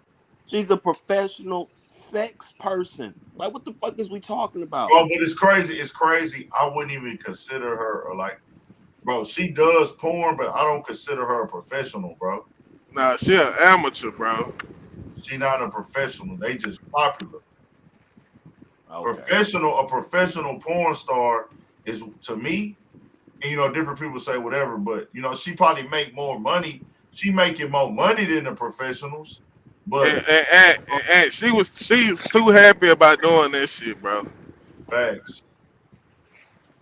She making more money than a lot of professionals. She might be more popular than a lot of the professionals. But the thing is, she not going in there to the real shit. They shooting their own shit, bro. Like, they got their own little setup. Like, I don't think they on no real professional shit. Like, Adam said that in the interview, like, nah, we ain't really, you know what I'm saying? I mean, yeah, I see what you're saying. They just popular and like some like mainstream porn bitches be fucking with them and shit because they got them, they popular and shit, and that's clout and shit. They got the platform. Yeah. Why is the platform there? Because of Adam. It's one thing for your bitch to, you feel me? For you to know your bitch got a pass and know she might have fucked niggas that's bigger than you and shit like that. But for you to actually know, and man, that shit gotta be fucking with that nigga, bro. Cause he know that nigga knocking his bitch down. Like, you feel me? He know he don't measure up and he can't compare. So I don't know, bro. Like, I wouldn't even, that shit would be crying. I wouldn't even do no shit like that. Like, you feel me? Knowing what you know about a nigga, bro, like, them like, niggas that no jumper, them niggas better be on their P's and Q's. Cause this nigga gonna be on one from now on, bro. Y'all think he was on one before? He been on one. Footage that everybody can see his bitch, his wife getting piped down. This nigga about to be on one, bro. He been on one though. Then that nigga Adam might come in the house, man. I watched it, man, and I'm okay with it. It's all good, man. Well, ain't no way you okay with this shit. That nigga say, I'm just ready to get back to doing content. I told her, don't do it anymore. Well, I wasn't really feeling, but man, I don't know. We'll have to wait and see. We'll have to wait and see, bro. The bitch gonna be sneaking off on him and shit. Bro, out of there. Bro, if your wife will fuck another nigga on camera, bro, any accusations you got in the back of your mind is basically green lighted because, nigga, you can go on the internet and see your bitch fuck another nigga while y'all was married. Bro, is she gonna top the nigga too? Oh, man. Man. Yeah, all it. Not the same mouth that you kissing your kids and your husband. Oh, damn, Adam. All that, bro. Damn. See, that's what I was saying. The nigga should have went on ahead and came out and said he into that.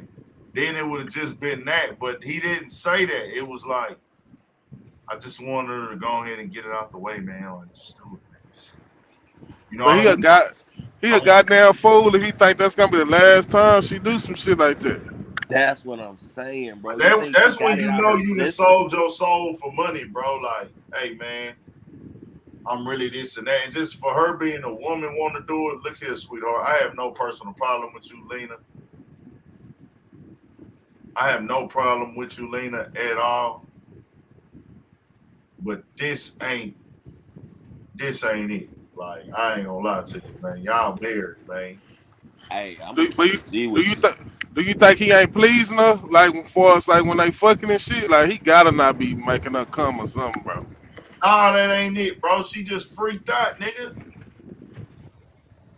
She ain't Nah, she freaked. don't She freaked respect out. that nigga, bro. That's what it She is, freaked bro. out. She freaked out, and she won't. And she one of them girls that's looking for more, bro. Now look, and this what it is, bro. Like the bitch really wants some black dick, bro. But she know her people ain't gonna approve of that shit, bro. You feel me? So I guess that's just that porn shit, her way of going to get that shit. You feel me? But On bro, some I'm gonna shit. keep it G with you, bro. I'm gonna keep it G with you. She can get black dick all she want off camera. That bitch can go to the gas station and find a nigga that'll fuck her. Let's keep it a buck, bro. That bitch don't respect Adam, bro. Yeah, Y'all she know how don't. hoes be, bro. They'll She just don't try respect him. nigga just to try nigga to see what type of nigga they with, bro. Yeah, and he gotta, and that's the thing right there, bro. The respect factor, bro. Like niggas gotta understand, bro. Respect equals love to me as a man. I don't give a fuck about you telling me you love me, all that other shit. If you don't respect me, you can't love me, bro. So Fact. for her to even really feel like that shit okay, bro, she don't respect that nigga, bro. Like, you feel me? Bro, And I'm like, telling you, bro.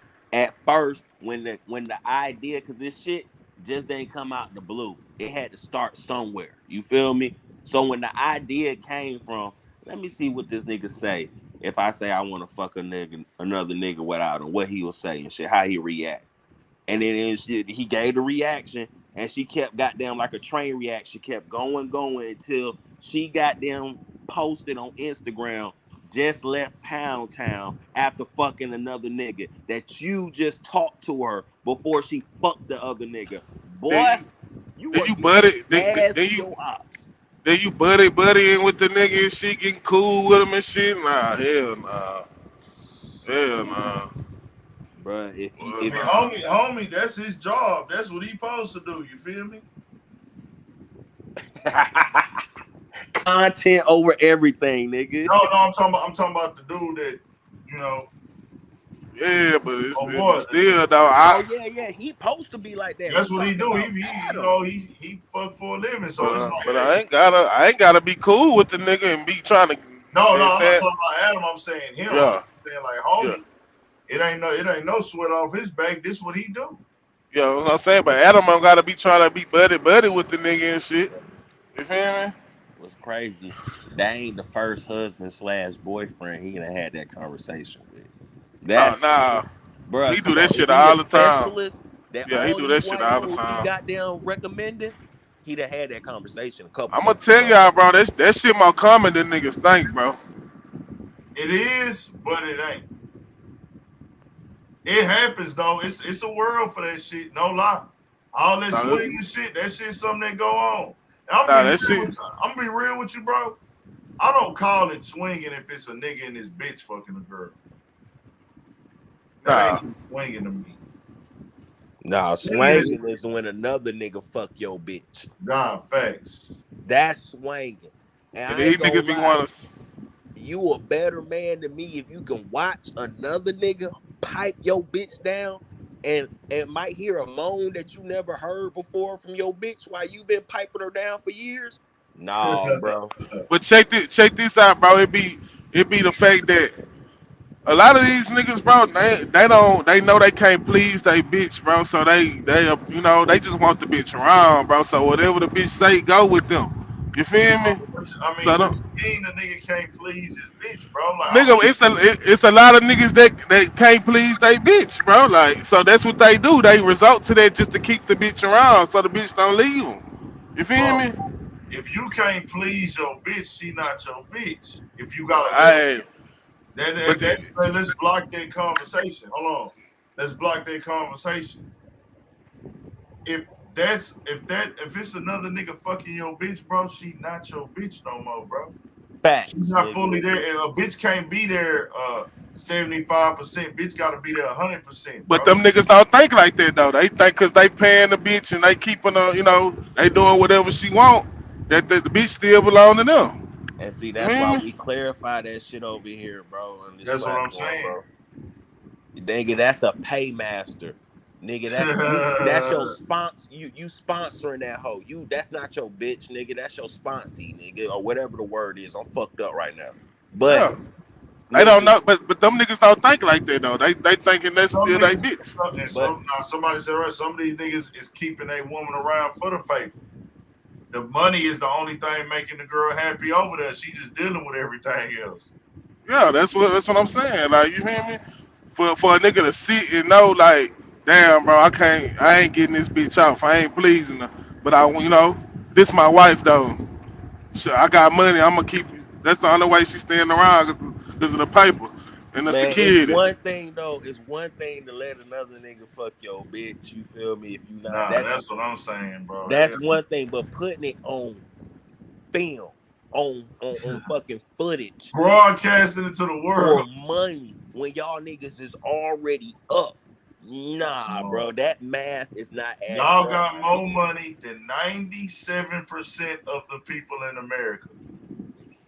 You have more money to your name and your company than 97% of the people in America.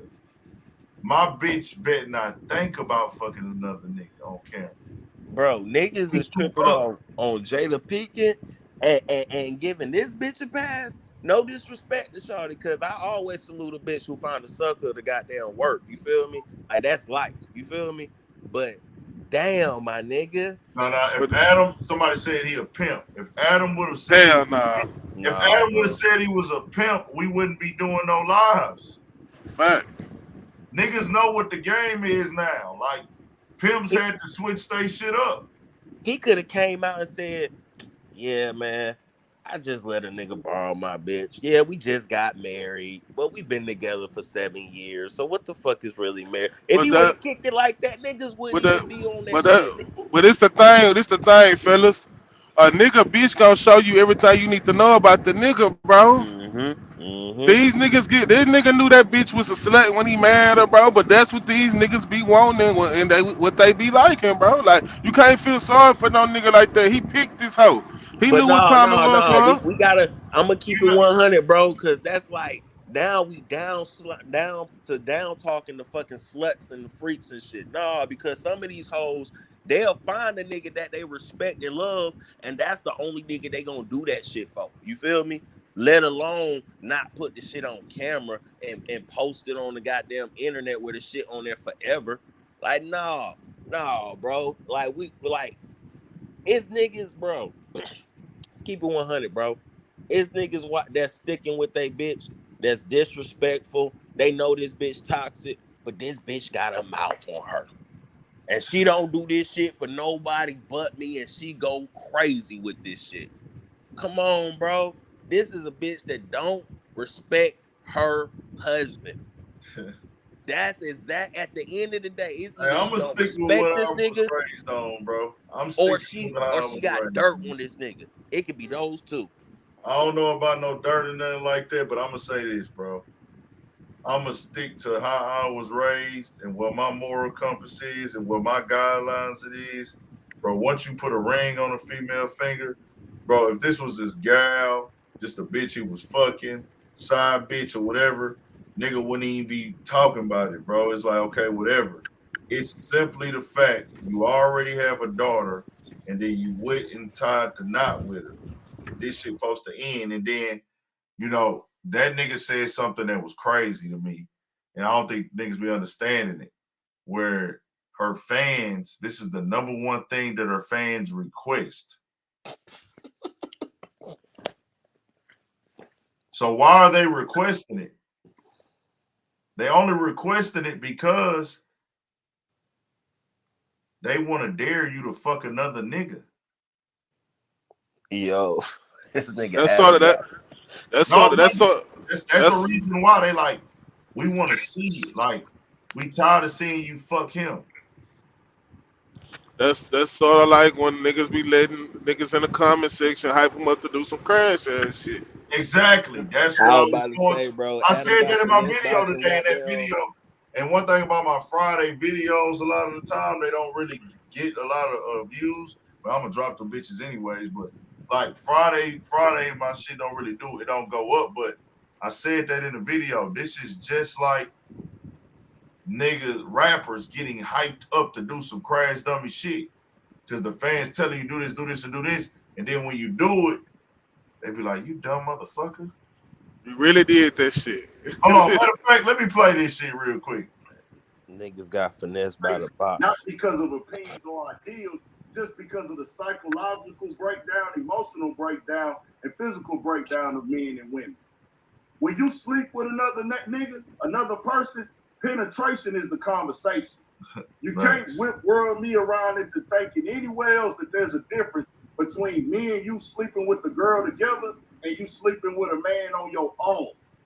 This isn't, hey, I slept with 100 women without you there. This is, hey, when I slept with those women, I was sleeping with them with you to not even just turn my career up, to turn yours up. No, Jumper didn't need porn to get to this level that it is in the game. Did it help? Yes.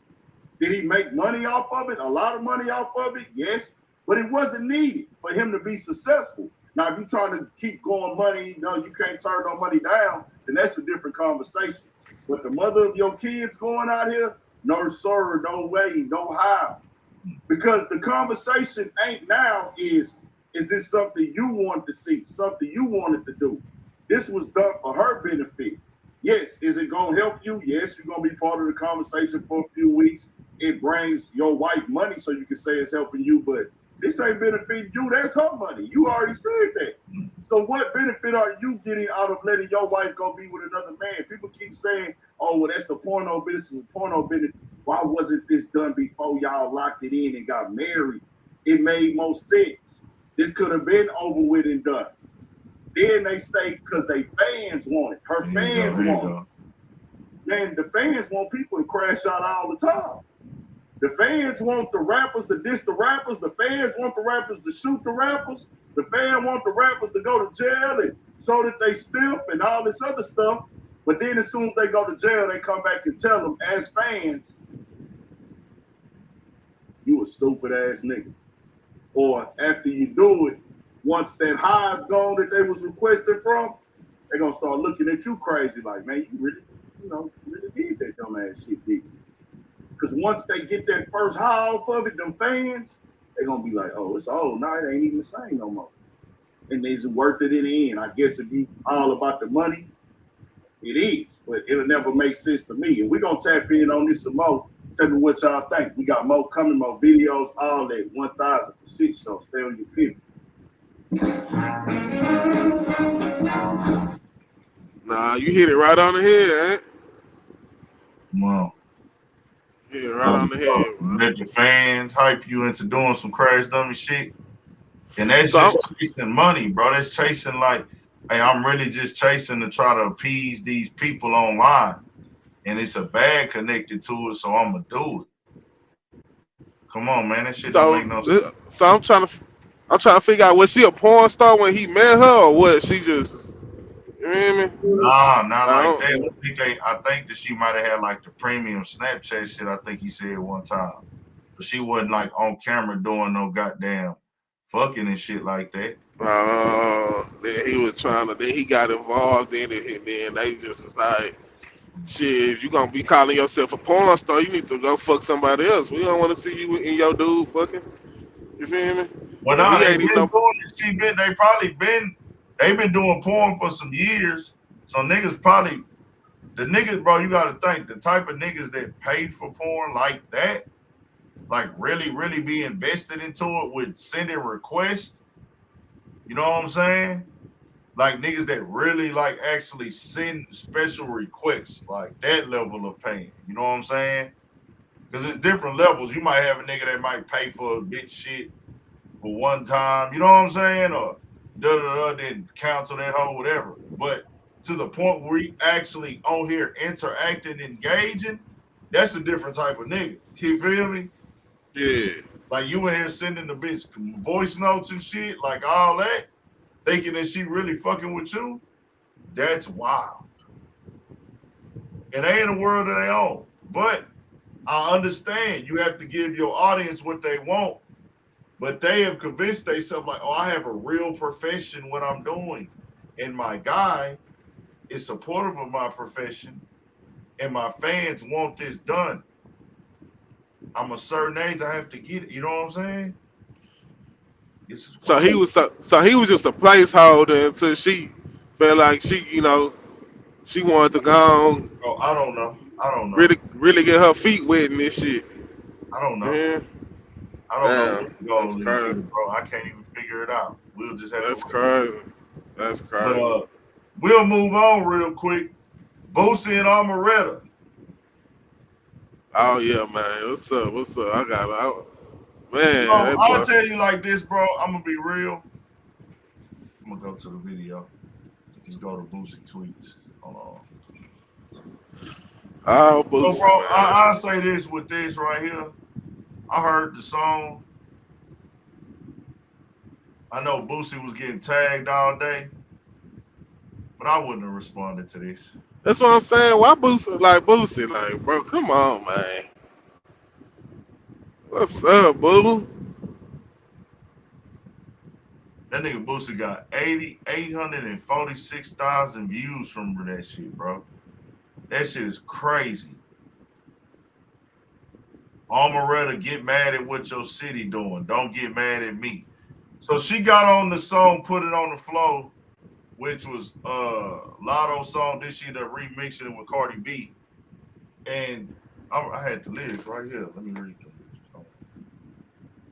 This is what she said. She said, they talk about baby making dishes. I guess he picking a side. But this Atlanta business, someone tell Boosie be quiet. The 27-year-old spits. I heard that Dirk all on the gram trying to boost up his pride. He sending dishes at Lil Gunna when Lil YB outside.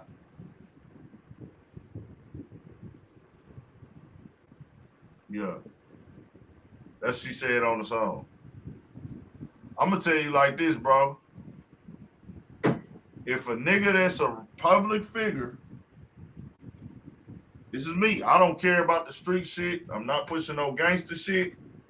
But if you a public figure and you an entertainer and you online talking that street shit and that gangster shit and you done told on some niggas, that ain't Houston business. That's your own business, nigga. When it comes to you being ridiculed and criticized, don't lie. If you steady pressing that gangster shit and that street shit on the internet, and everybody might feel different. If you online pressing and pushing gangster street shit after you done told, you ain't changed your life around, you ain't own it, you da-da-da, but you steady pushing that shit, if another nigga say you a snitch, hey man, that's between you and him. Right. Man, you know what I'm saying? I'm not, but in her case, at that point, yeah. no, because at that point, where say you in Houston, we ain't fucking with that shit. You down there this song, Blackball. So I don't nobody gonna.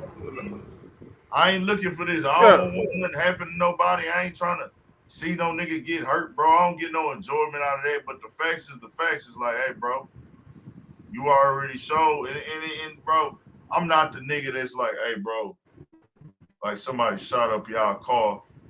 If you wasn't out here stepping on no street shit, nigga, a nigga ain't finna be like, hey, bro, you told because you told the police what happened. You feel me? But if you out there claiming you super tough guy, gangster, killer, shooter, and you with that action, that energy, then nigga, you got to be quiet. Like, you know what I'm saying? She for defending Atlanta, but I'm gonna be real with you, bro. Gunna doing whatever he did or anybody else, that don't make Atlanta look bad as a whole. You know, I feel like, damn, man, we got something in Houston that ain't looking right, but I'm not gonna put that on the whole Atlanta. We know it's a Yeah, gang because of Gunna, real niggas in yeah, Atlanta. Gunna don't speak for Atlanta. He ain't the spokesman for Atlanta. Come on. So I don't I Nah, know. don't it's the I put think internet shit. that's a female, bro. Female shouldn't really be talking on street shit, but you know that's just she's just trying to get her shit off, bro. Like that's what trying I to said get some. too. I said she trying to get heard. Yeah, she don't really know. She just said some shit, bro.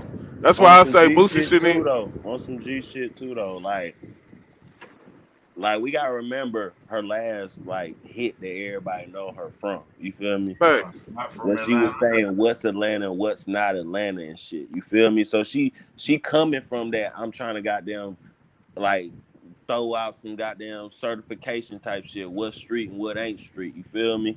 But from the standpoint of her saying this shit right here, you feel me? Like I'm gonna keep it a buck, bro. It's like she bringing some internet shit into some street shit. You feel me? Yeah. Yeah, for sure. Because everybody know on the internet, like when 6ix9ine and the Treyway was going through they shit, everybody was saying, "Boy, New York, this is a bad look for New York." You feel me? Yeah. Niggas with the shit with goddamn YSL and the Rico cases here in Atlanta and shit, niggas was like, bro, everybody in the goddamn world was saying, boy, Atlanta is hot right now.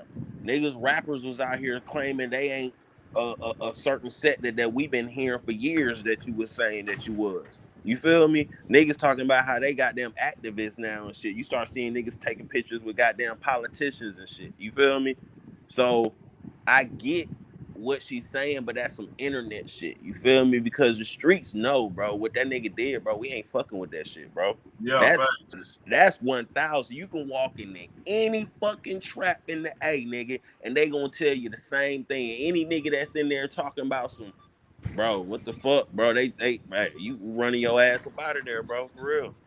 And I be trying to really kick it to niggas that like, you know, niggas and I would think, you know, Boosie got to me, in my opinion, like some of the street shit ain't needed for the internet. I know that, and I was gonna put that in the title tonight, bro. Like, are niggas really, even though it's already there and it already became a thing, when do we say let's separate that real street shit from this internet shit? They Like, when do can't niggas because stop getting that's what online niggas tune in banging? for. Like, but Boosie. I'm saying like, bro, it's to the point. Like, I don't even want to say the artist's name. It was a full-blown documentary of these niggas just self-incriminating themselves in beefs online. And nigga, when you put it all together, it looks weird and crazy as fuck. In real time, when I'm watching it, I'm like, bro, I'm just seeing it and whatever. I forget about it.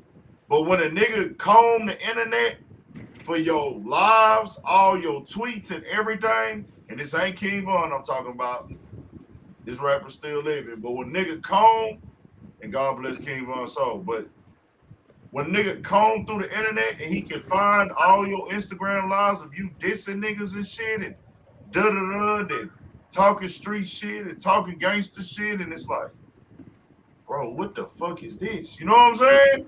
But look, and this the thing, bro.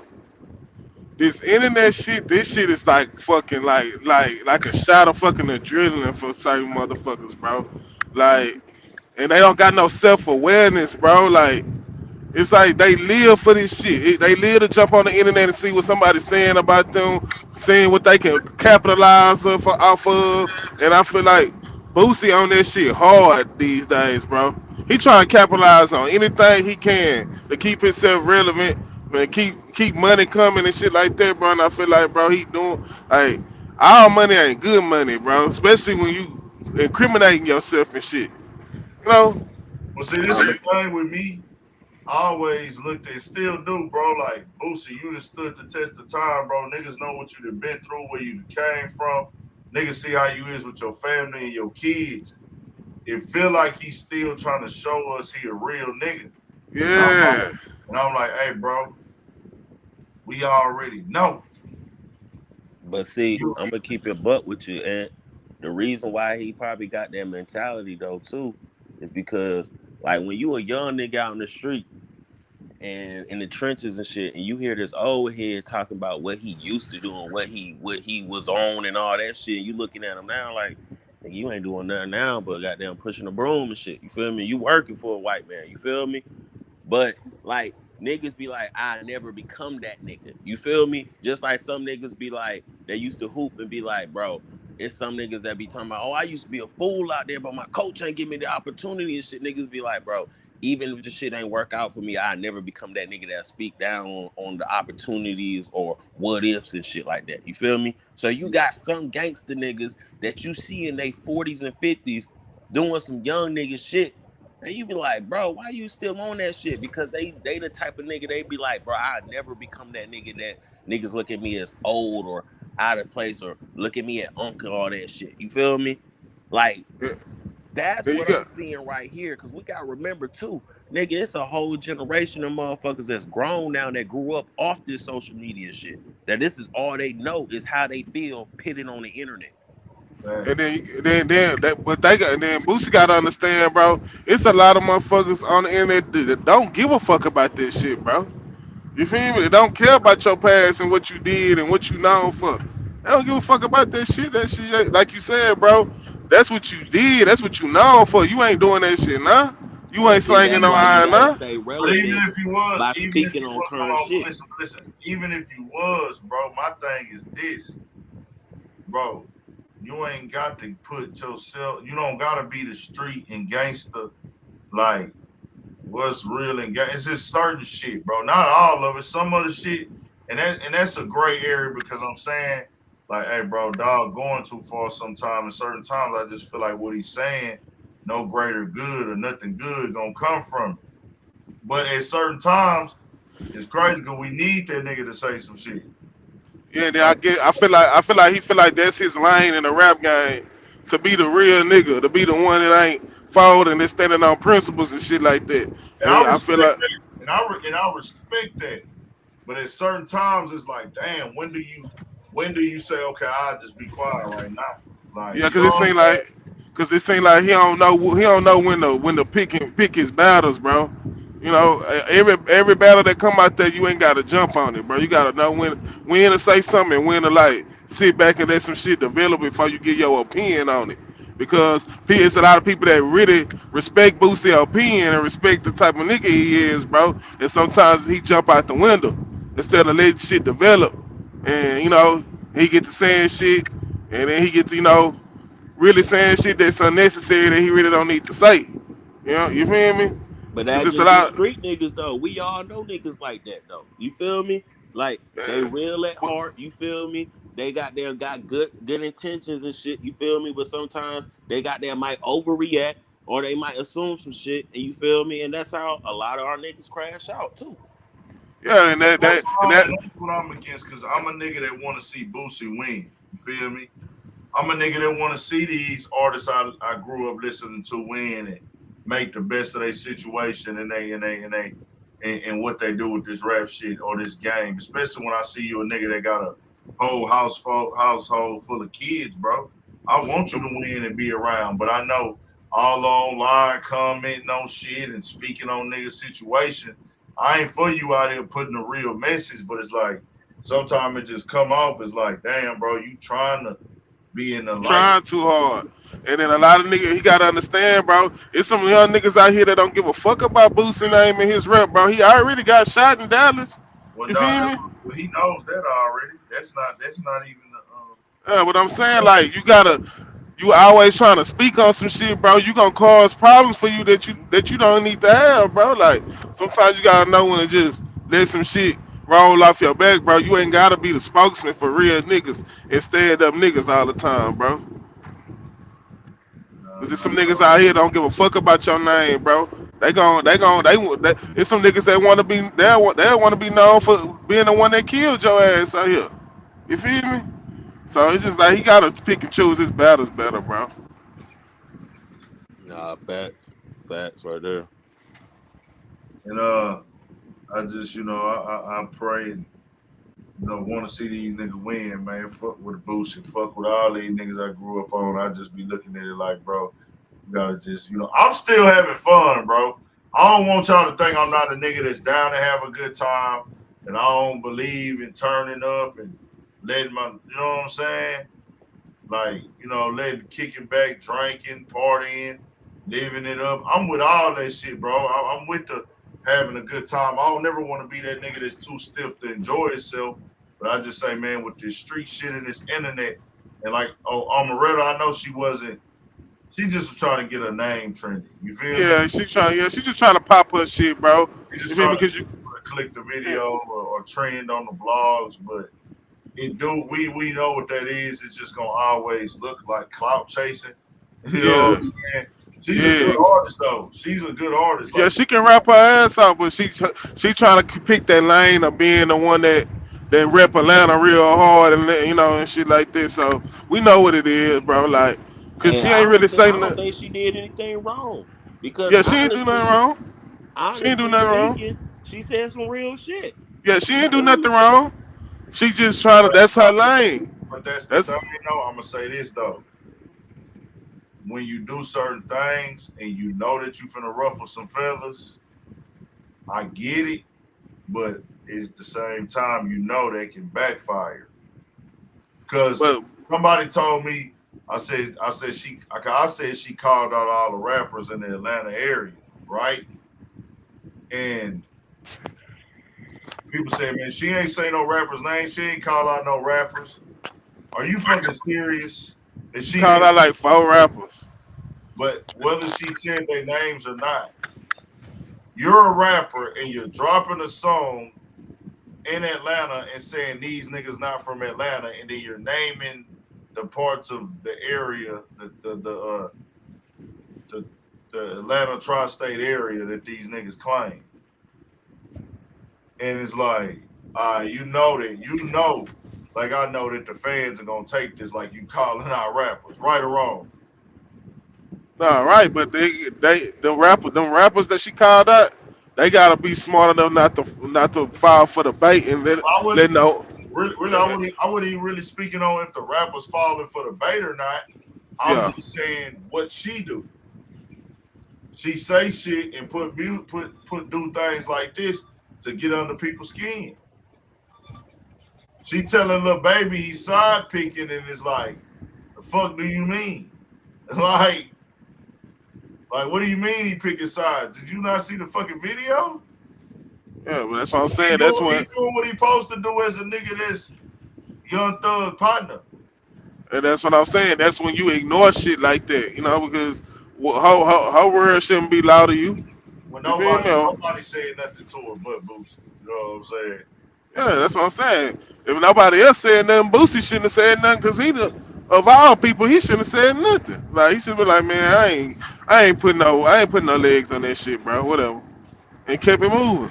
And Cause he did exactly what she wanted him to do. that's what I was gonna say. It worked. Like these plays that she make with these type of songs, it worked. You feel me? It worked. It worked, but I'm gonna keep a G. Being a nigga from the A, bro.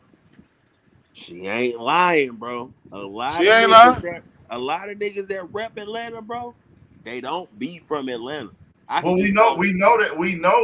I mean that was never part of the conversation. The nigga knew that before she made the song. Yeah, for sure. We Like been for knew real, that. for real, like a lot of people think Gwinnett is Atlanta. You feel me? I'm not trying to sit here and defend nobody or nothing like that. You feel me? But it's 5 fucking counties that touch the metropolitan Atlanta area. You feel me? That's fucking Right. DeKalb, that's Cobb, that's Clayton, that's Fulton, and Fayetteville. Right. Henry County, like she was saying, she wasn't lying. Henry County is not Atlanta. Gwinnett is not Atlanta. That's not technically Atlanta. But the way Right. Atlanta culture is, bro, you can not be from here. You can be born in Chicago, born in Alabama, but if you come here with a good heart and goddamn put on and represent the goddamn city and the community, nigga, we gon' goddamn support your ass, bro. Straight up. You feel me? Whether you goddamn from Ellenwood or from fucking goddamn Norcross, nigga, you rep Atlanta, nigga, we gonna support you and shit. But at the same time, when you fuck up, like what Gunna did, nigga, we gonna let your ass know, nigga. That shit ain't cool, bro. Yeah, I think y'all. I think y'all probably the only ones that make that shit known. Like Atlanta is Atlanta, and everything else is everything else. We got the same type of deal in Texas. You feel me? Like Houston, and we got surrounding areas, but like shit, we don't be on that shit, nigga. We just be like, we know where a nigga from, but we be like, shit, hey, you from Texas? You from the H? You feel me? Because it's around the H so big, but it's so small. You feel me? So I think Atlanta like that too. It depends on the nigga though. It depends on. Yeah, then it Exactly, depends. like, cause, like, Then it Jody depends on Breeze- what. Yeah, it depends on what type of nigga Griffin. you is. It depends Jody on the Breeze energy is, of the nigga that like. If a nigga on some player shit and he tapped in on the H-Time shit for real, or he doing something that look good for the city, Yeah, like, yeah, nigga, put on. But if you want right. some, like shit that niggas don't fuck with, and you not really from H-Time, niggas will come out and be like, oh, that ain't no H-Time nigga. Nah, facts. You just out here stomping through, nigga. You know what I'm saying? Cause But it niggas from depends. It just depends, bro. It just depends. It depends on who you is and what you putting down. It's If what you representing the city, right? Because UGK, them niggas from Port Arthur, they ain't from the H. But Peso from Galveston, he ain't from the H. And it's crazy, So but Peso never claims Houston. right. Never. He don't. Nigga, he always makes it very clear, nigga. I'm from Texas City. Texas City. He makes it very clear every chance he speak, nigga. I'm repping this. I fuck with H-Time as my second home, but I'm motherfucking from here. Like, Yeah. I respect it. And that's why you gotta respect UGK, because they could have slid in and said they was from the H, but they 90 minutes away from the H. They in Port Arthur. You hear me? So What else I was finna get into, man? I forgot. But now shout out to her, shout out to Boosie, man. Y'all tighten it up. That's cool though. Boosie just felt the need to throw a little jab back at her. What else went on today, man, before we get up out this bitch? I'm gonna leave the live up too. Fuck it.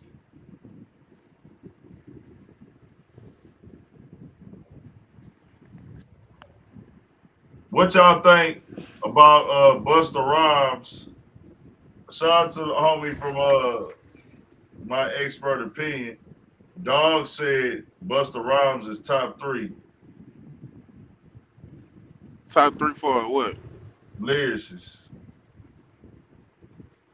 all time. Yeah. I don't know I don't about think that. so, bro. I don't know about that, bro.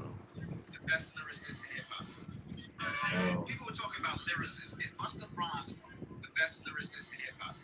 You've seen him changing flows to 1 to 2 to 3 to 4. He's top 3 all time. Top 3. So who is your top 3? Who put the pressure on you now? Like Nas, Jay, Big. That's Busta. That was 4. That was 3, 4. That was Busta J Nas. Busta J Nas. Busta J Nas. Word to my shelter. Bro, do y'all think Busta is top 3? Why people don't put Tupac in the lyricist conversation? Because of his technicalities as a rapper. He doesn't have the technical part of the rap. That's it. The content is top 10. Easy. He's not technical. What you mean? What you mean by the technicalities? What you mean by that? Technicalities of rapping. No Double entendres, entendres. no likes, and no similes, no metaphors. Like no shit like that. It's just straight raw passion and poetry. But he's not technically being lyrical. He's not rhyming and stretching words out on the level of let me put a pattern together to make it da-da-da. You know what I'm saying? He just coming out from the heart. Telling the story. Telling life, speaking passion, speaking struggle, speaking pain. You know what I'm saying? But I thought, maybe I'm confused. I thought that's what a lyricist was, you know. So maybe I'm confused. But Like when Jay-Z You said, have lyrical content, then you have niggas that's lyricists. Like Pac is because lyrics you gotta have the big deep. But you using words that niggas ain't. You know what I'm saying? Like Pac kept it straight to the point, straight raw, straight up. Like yeah, and he'll put some big words in there every now and then, but it was really just bro. He was giving you poetry. You know what I'm saying? Other niggas they coming with bridges and you know what I'm saying, and making metaphors mean this and this and that, and you might not understand what a nigga's saying until you listen to it the third or fourth time type shit. But you got to put Wayne in that category then. That's what I'm fucking doing, nigga. I got Wayne higher than Buster. Nigga, I got Wayne first. If we talking about that, nobody can't debate you on that, bro.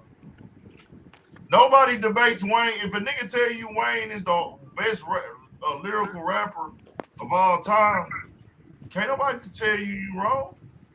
Yeah, so the Wayne did this shit for 30 years, bro. Yeah, so you just educated me on that because I thought what Tupac was doing was him. I feel like shit, nigga. That's being lyrical to me. But if you talking about metaphors, punchlines, similes, making shit, rhyme and shit. Nobody did it better than Wayne. Facts, Wayne, nigga.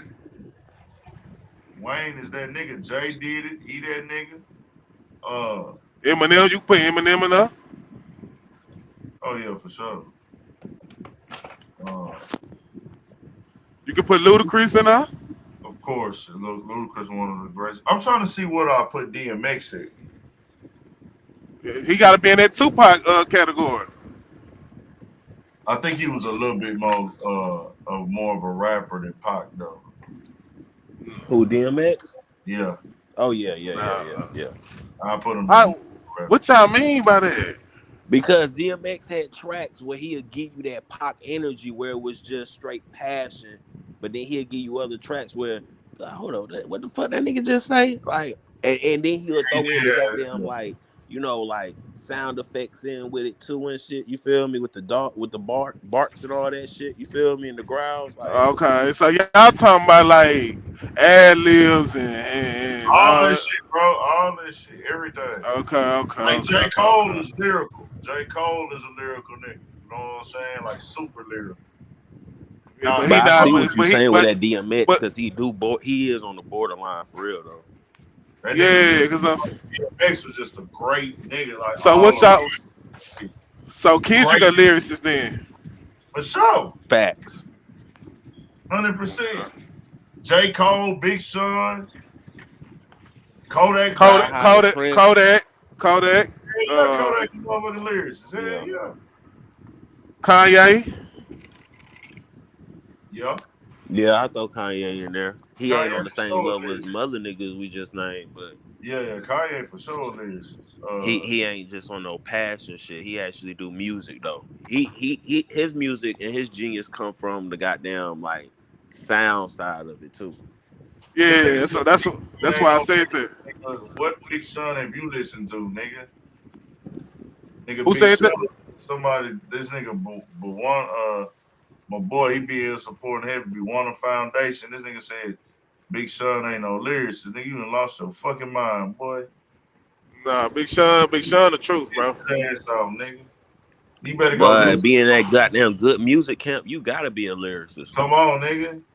Just go listen. So you can put 2 Chainz in there too, then.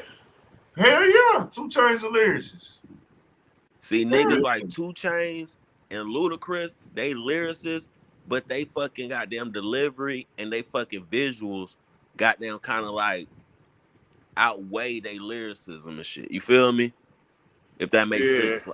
Like when Ludacris back in the day, he had the videos and shit, and he was goddamn, doing skits and shit on his albums and shit. You feel me? He'll say some lyrical shit. Like, hold up, what the fuck that nigga just say? But then it'll get goddamn, it won't stick out because you stuck on the goddamn big heads and shit and the goddamn the ad Yeah, libs cause this nigga just said some funny ass shit or the nah, skit this nigga just did. You feel me? yeah, Sauce Walker lyricist. yep, South Walker. Fucking what you calling the lyricist? That nigga Cal Wayne. I'm trying to think about the H-Time nigga. Sauce, Cal Wayne, Killer Callion. Killer Callion for sure. Scarface. Scarface. But I think you gotta put Scarface in that Tupac category as far as like the passion and the storytelling and shit. Yeah, a little bit more wittier with the words though, for sure. A little bit more wittier than the words. With the words.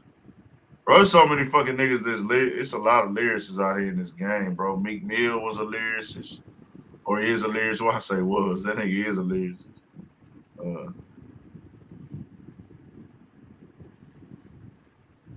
lot of niggas is lyricists, bro. They just be kind of Yeah, I wouldn't put Busta Rhymes top 3 though. Nah. You know, I can't. You know, it's subjective, but I'm like, bro, you can't make me. I fuck with Busta. Busta a legend, and I respect that nigga, bro. But you can't undeniably tell me, hey, Busta top 3, nigga. Like, huh? Busta did his If we were talking about feature game, then yeah. But lyricist, Ross lyrical.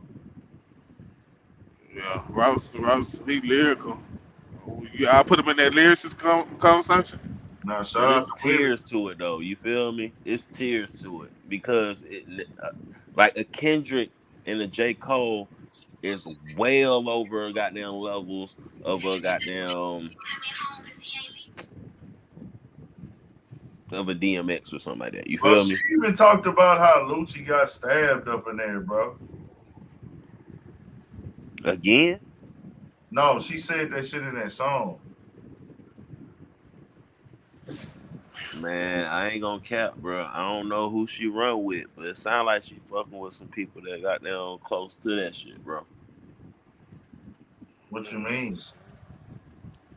Like, if she's saying some shit like you talking about Omeretta was talking about the guy. Yeah, she just spoke on. She said she made like that in one of her bars about Lucci getting stabbed and all shit. So.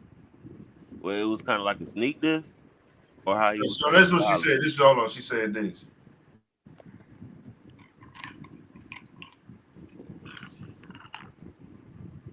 She said, "I know Lucci coming home because he ain't leaving a trace. They tried to poke that youngin' up while he was eating a tray." Yeah, she saying she for shock factor, bro. That is like so unnecessary.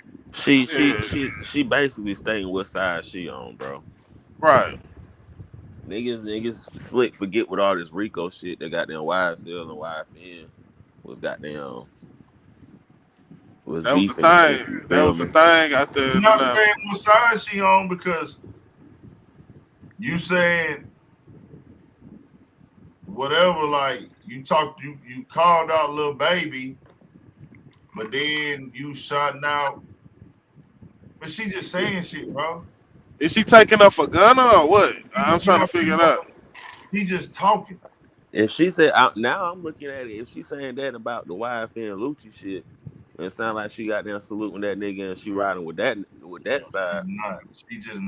She just naming names and trying to put it together in the song, bro. It worked. Her goal was reached because people talked about it. I mean, it ain't gonna last long, but yeah, just like nothing she do last long. So she's just trying to get her shit out real quick. Get that little 5 minutes of fame again. That shit on that should be all news yesterday's pipe next week. Rest in peace, Big Pope, man. Nah, for real. R.I.P. Sensei. Probably cool. I ain't make it to the service today. That's why I pulled up to the hood. I saw you was out there too. You seen me out there? I ain't see you out there, but I see it on the gram. Yeah, nigga was asking was you out there. I said he should be out here. No shit. I ain't. Yeah, niggas was asking for you and shit. They know I fuck with you. Okay, yeah, I was out Yeah. Yeah, I said shit. He should be out here. He said he was gonna be out here, but then I had seen I had jumped on the ground, seen you was out there, but I had came like later on, like when shit was dying down a little bit. Yeah, man, I fucked around and went to City Hall, and I went late. That ended up being a dead, dry ass trip. Yeah, I had They came. already shut the City Hall shit down. I should have been there on time and captured some more of that shit, but it all worked out. I mean, it was just really showcasing the city. That's all I wanted to do with it. Yeah. Want For real, nah, niggas. I was telling niggas you finna take off and shit. Niggas was saying how they fuck with you and shit. I was like, yeah, you finna take off.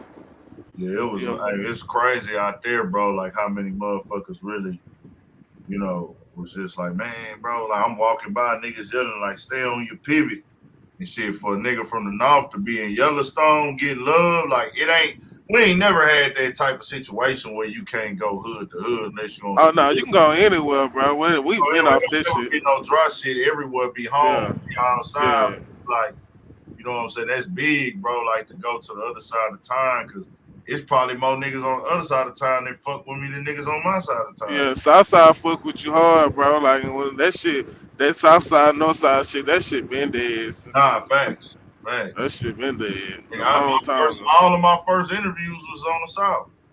Yeah, we ain't even like that out here, bro. Like you feel me? We some cool ass laid back ass niggas, bro. Like so, nigga, you can down there go anywhere on the South. Niggas gonna fuck with you. Plus, they know you got some positive shit you putting down, so they really ain't feeling you straight, bro. You down there got the key to the city. My first interviews was like all in the South Park. Yeah.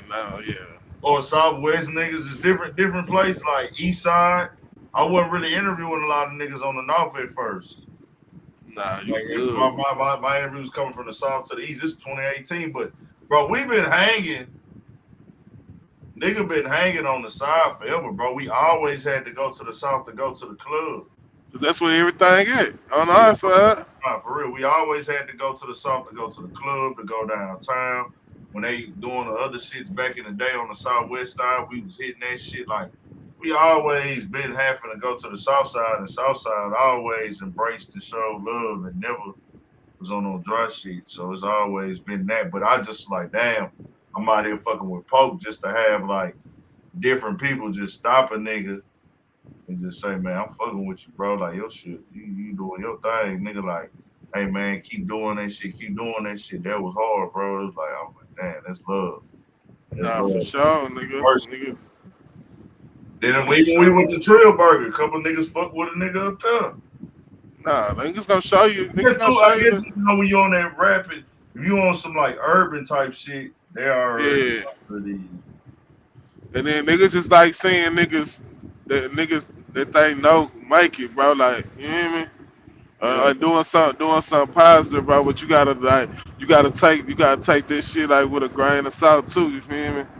But everything, like, you just gotta take everything. Like, you gotta take your wins like you take your losses on some shit too. You feel me? Like, you just gotta keep just stay like even kill with shit. You feel me? Cause it's niggas that love you, but it's some niggas that hate you too. You feel me? So that shit be crazy, bro. Cause it's like I don't pay attention to it, and I try not to give it too much energy. But I was always a nigga like I wasn't trying to make it to where niggas is like trying to be in competition with me or like they gotta be in competition or tear a nigga down. I ain't never wanted to be that, but that shit just come with the game, bro. Like I was always thinking that like, hey man, niggas, we gonna all come up, whatever. We gonna do some player shit though, cause I'm supporting it. But niggas, well, that's the way niggas. But niggas don't think, bro. It's enough for everybody out here, bro. But we all know the H in Houston stand for hater. You feel me? So It's a lot of hating ass niggas in the city, bro. So you feel me? But it's a lot of niggas that fuck with you, bro. You know, I ain't got nothing but good shit to say about you. Anytime a nigga come, your name come across my desk, I'm gonna tell on your side of nigga, bro. For sure. So I gotta keep it that way though. 100. Hey, shit, and Yeah, and I'm about to get ready to slide out a bit, bro. You know I'm gonna catch you on the next one, bro. for sure. All right, shout out to you, bro. You busy, man. Shout out to the chat, man. For sure. 100, bro. All right, one. Nah, niggas it's just one of them things, bro. We still stuck in that space as people, bro, where it's always some underlying bullshit that be going on, or drama or bullshit. I'm like to the point, bro. I want a drama-free, stress-free, as much as possible life. You feel me? Nigga found a lane to do what he want to do, and the nigga got a lot more work to do to turn it up even more. So that's what I'm after right now, bro. Just trying to turn this shit up even more and turn it into a more better situation for me, the fam, everybody, you know what I'm saying? Eventually just getting in that position and going up. So, I don't know, bro. You see, we got, Van Zant? We got what? We got, on the Rockets. You seen that shit? Oh, yeah. You talking about our buddy from Toronto? Yeah, man. Yeah. It's all City gonna be lit this year, bro. 130. Yeah, that boy got that money out of they had to spend it on somebody. Bro, I seen a lot of niggas getting dumbass contracts today, boy. I ain't mad at it, though. Nah, get that money, man. Love to see niggas get paid, bro. Young niggas out here getting paid, bro. They deserve it. Break the bank, nigga. Yeah, go Break eat the their ass up. bank. That boy Rich Powell got a bunch of niggas paid today. That nigga Braun was popping his shit. Braun was like, yeah, man. I love to see that shit, bro, because them niggas hated on that black man. They was trying to get that boy out the league. They saying he wasn't a real agent. You feel me? They was trying to the game. Yeah, they was trying to do the Rich Powell rule on him a couple years back. That But nigga said, y'all still want to question is Rich Paul is the him. It says a lot about you if you're not feeling us. I told them less is more. It's plenty of us. Nah, for real, man. Shout out to, like you said, I'm with you, bro. I'm for my people. You feel me? Anybody getting paid, doing something, I'm with it. I'm standing behind that shit 10 toes. As long as you ain't on no bullshit and you ain't leading these kids down the wrong path, bro. We got enough of that shit going on. I'm on this same type of time, bro, niggas. Us turning up, us winning. I seen that crazy ass story today with how that nigga stomped old boy, that white dude stomped old boy in Portland, bro. I wasn't feeling that shit, bro. Not at all. I wasn't feeling that shit at all. I'm like, nigga, I saw that story. I said that, bro. Like, we can't. I was like, you know what I'm saying? I can't fuck with that, bro. Like, you out there just stomping on niggas, nigga. Like, what the fuck is that? Then they say he hit old boy from the back, nigga. Like from the behind. Pause. Like he basically sneak attacked him. One like they were arguing. They said that shit was unprovoked type shit. I mean, I don't know what the real deal is, but bro, to beat a man like that, bro, that shit crazy. What you talking? What is happening? Portland. I had dropped a video on it earlier today. I'm gonna go check that out. Yeah, bro, they beat that nigga bad, bro. He did, bro. He beat that man bad. Oh, that's the dude picture that been floating around the internet today. Yeah. All scratched up and shit.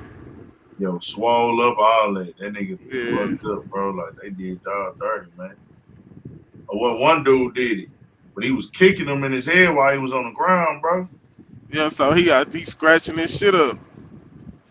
That's fucked up, bro. Kicking him in the head while he was on the ground. Nigga, you can see it like somebody recorded it from. Where he did this shit at? In Portland. Oh, food truck. Nigga had like a food truck out there or some shit. And that nigga, I don't know what it was about. That what they say the shit supposed to be damn near like unprovoked type shit. What made it racial was after he started beating on the nigga, and he was yelling racial slurs. They say. Oh, so they gonna make it. They gonna up it to a hate crime type shit. I don't know. I don't know, bro. They on there talking like they don't know what the fuck they gonna do, but that shit bad, bro. That shit terrible. That's all I can say. What you thought of, what you thought about that woman and her son? I wasn't feeling that shit at all either way. That's why I keep telling everybody I'm 1,000% cool with walking off. Long as nobody putting their hands on me, bro, because I don't know where that leads to. Right. You got it. I ain't. If I feel like it's getting physical or it's about to get physical, I'm walking off on it. You got it. You win. Facts. Ain't not for me. Ain't no argument over no goddamn food about to Facts. stop me from going to the highs, man. Nah, facts. This is why I'm standing with life, bro. Like y'all got it. Like you got it, mama. Like I don't want no pressure. I don't want it with no female. You ain't got to call nobody. Just don't touch me and we good. Nah, So, facts. dog. And then I seen how what people seeing online. I was like, man, this is crazy, bro. Like, Yeah, I wouldn't, like you said, bro. I wasn't feeling that shit. You but feel me? teachers, But, I don't even want to just, yeah. 14-year-old going through that shit, man. Condolences to homie family. He had babies. You know what I'm saying? That's the most important thing, is getting home to them kids, bro. But Yeah, I'm for us, black men, black women, black men, black men getting into it. Man, y'all can just drop y'all pride and have a conversation, bro. And niggas and females gotta stop thinking that they gonna look weak. You feel me? nah, because nigga, what men gotta understand in them situations, bro. Like, you gotta understand, it don't matter how big, how small you is as a man, you still a man, bro. And you still probably with one punch can knock a woman ass out, bro. Facts. So with you knowing that shit, bro, like they defense mechanism is they mouth, bro. So a woman gonna try to say whatever she can to you, and she gonna stand on her 10 with you, cause she knows she can't whoop your ass, bro. So she gonna say some shit to probably get under your skin, bro. I just feel like as a man, like any real man, they not finna be sitting there arguing back and forth with a woman, bro. Like you Bro, gonna walk out from I you hate go. I hate that there's women that can say I argue with them. That shit disgusts me. Yeah, like nah, I'm not finna even give you that satisfaction. Like, I done so did it and it ain't worth it. So like, I yeah, feel that because you end up looking like when you sit with yourself, you end up feeling played. Like you feel like you let you get out, let her get you out your character. But like that's what I'm saying. Like that need to be an example to our men, bro. Like, do not argue with women, bro. That's their only way of feeling like they can like measure up with you, cause they can't whoop your ass, bro. So they gonna try to like talk down to you and make you seem small, bro. Just walk away. You feel me? Don't get mad enough to where you putting your hands on them and shit like that. But it's a lot of niggas that they just ain't going. lose situation once you put your hands on women, bro. Yeah, cause it's a lot of niggas that can't they can't back down. Like once they feel played, they can't back down. And they standing on their 10 and they gone jump off the roof on the beach. But I hate it happened to them, bro. Like, I'm glad they got out that jam, because I thought they was gone for sure. But it is what it is. You can't be out here putting your hands on people, bro. Point blank period. Not over no words, at least, bro. Like, cause Make your women, own kids. yeah, women gonna say some shit that's gonna try to cut your ass for sure. So you gonna want to put your hands on them, but you gotta walk away, bro. Cause it's like you can. It's like fighting your little brother or your little sister. You know you can whoop their ass, bro. So like, what's the point of showing them that you can do it? You feel me? Just let it be. And it's just, that's how I feel, bro. I hate dude lost his life, but you can't be out here putting your hands on people, bro. Now, I just don't like the fact that she put her son in that predicament to do some shit like that. You feel me? Respect the homie, he did what he was supposed to do, but that dude 14, bro. That's crazy. Go like have to do something like that is wild. Nigga don't want to see that for no young nigga that's 14. I'm trying not to see that shit for nobody, but where we living in the Bay is different, man. So prayers up to the family. He lost one most definitely, but this is just one But of we them. might catch in a body scene like that shit normal, bro. That shit ain't normal, bro.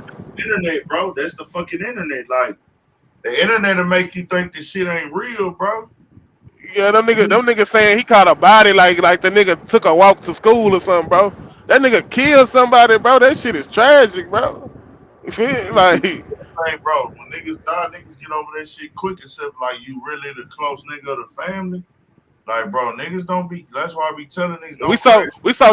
so desensitized to death these days, bro. That shit crazy, bro. It's so crazy because I'm really like not still, bro. Like, as far as I mean, it don't fuck. It's like I'm used to seeing it, like just following rap and hip hop or just shit I done seen in the real world, losing partners myself. Nigga know what it is, but it's like every time I see it, I'm still thinking about that feeling that the family felt because I done felt that feeling before. Right. So you know what I'm saying? That's why I say like I'm not as desensitized as everybody else to it because I still know that feeling of getting those calls and things. Like, you know what I'm saying? So that's why I always just be respectful as possible about the death stuff, dog, because that's, you know, but nah, man, I'm finna get up out of here. Y'all get some rest for tomorrow. I'm probably gonna chill tomorrow and relax, man. But I'll get up with y'all. Appreciate y'all, man. Y'all catch the live on the replay. Just in case you missed it, I'm gonna leave that bitch up. Shout out to the replay gang. Y'all come back, get up in them comments, man. Hold on, man. Y'all gotta turn me up on the likes too. I don't think y'all gave a nigga 100. Oh, man. I got 108. Come on with it. I need 4 more, man. Yeah, come on with it, man. If you ain't hit that like, man, y'all need to turn that bitch up. Really. Turn that hoe up, He's got man. like 120, but we cool with the 100, man. This a participation vibe stream, nigga. We don't need donations, but we need participation. We need participation, baby. Not the donation. We need the participation, baby. Come on, turn it up. Turn it up. But nah, man, keep doing your thing, bro. Fuck with you, man, for real. 100, appreciate it, G. Already, man. Go on, bet.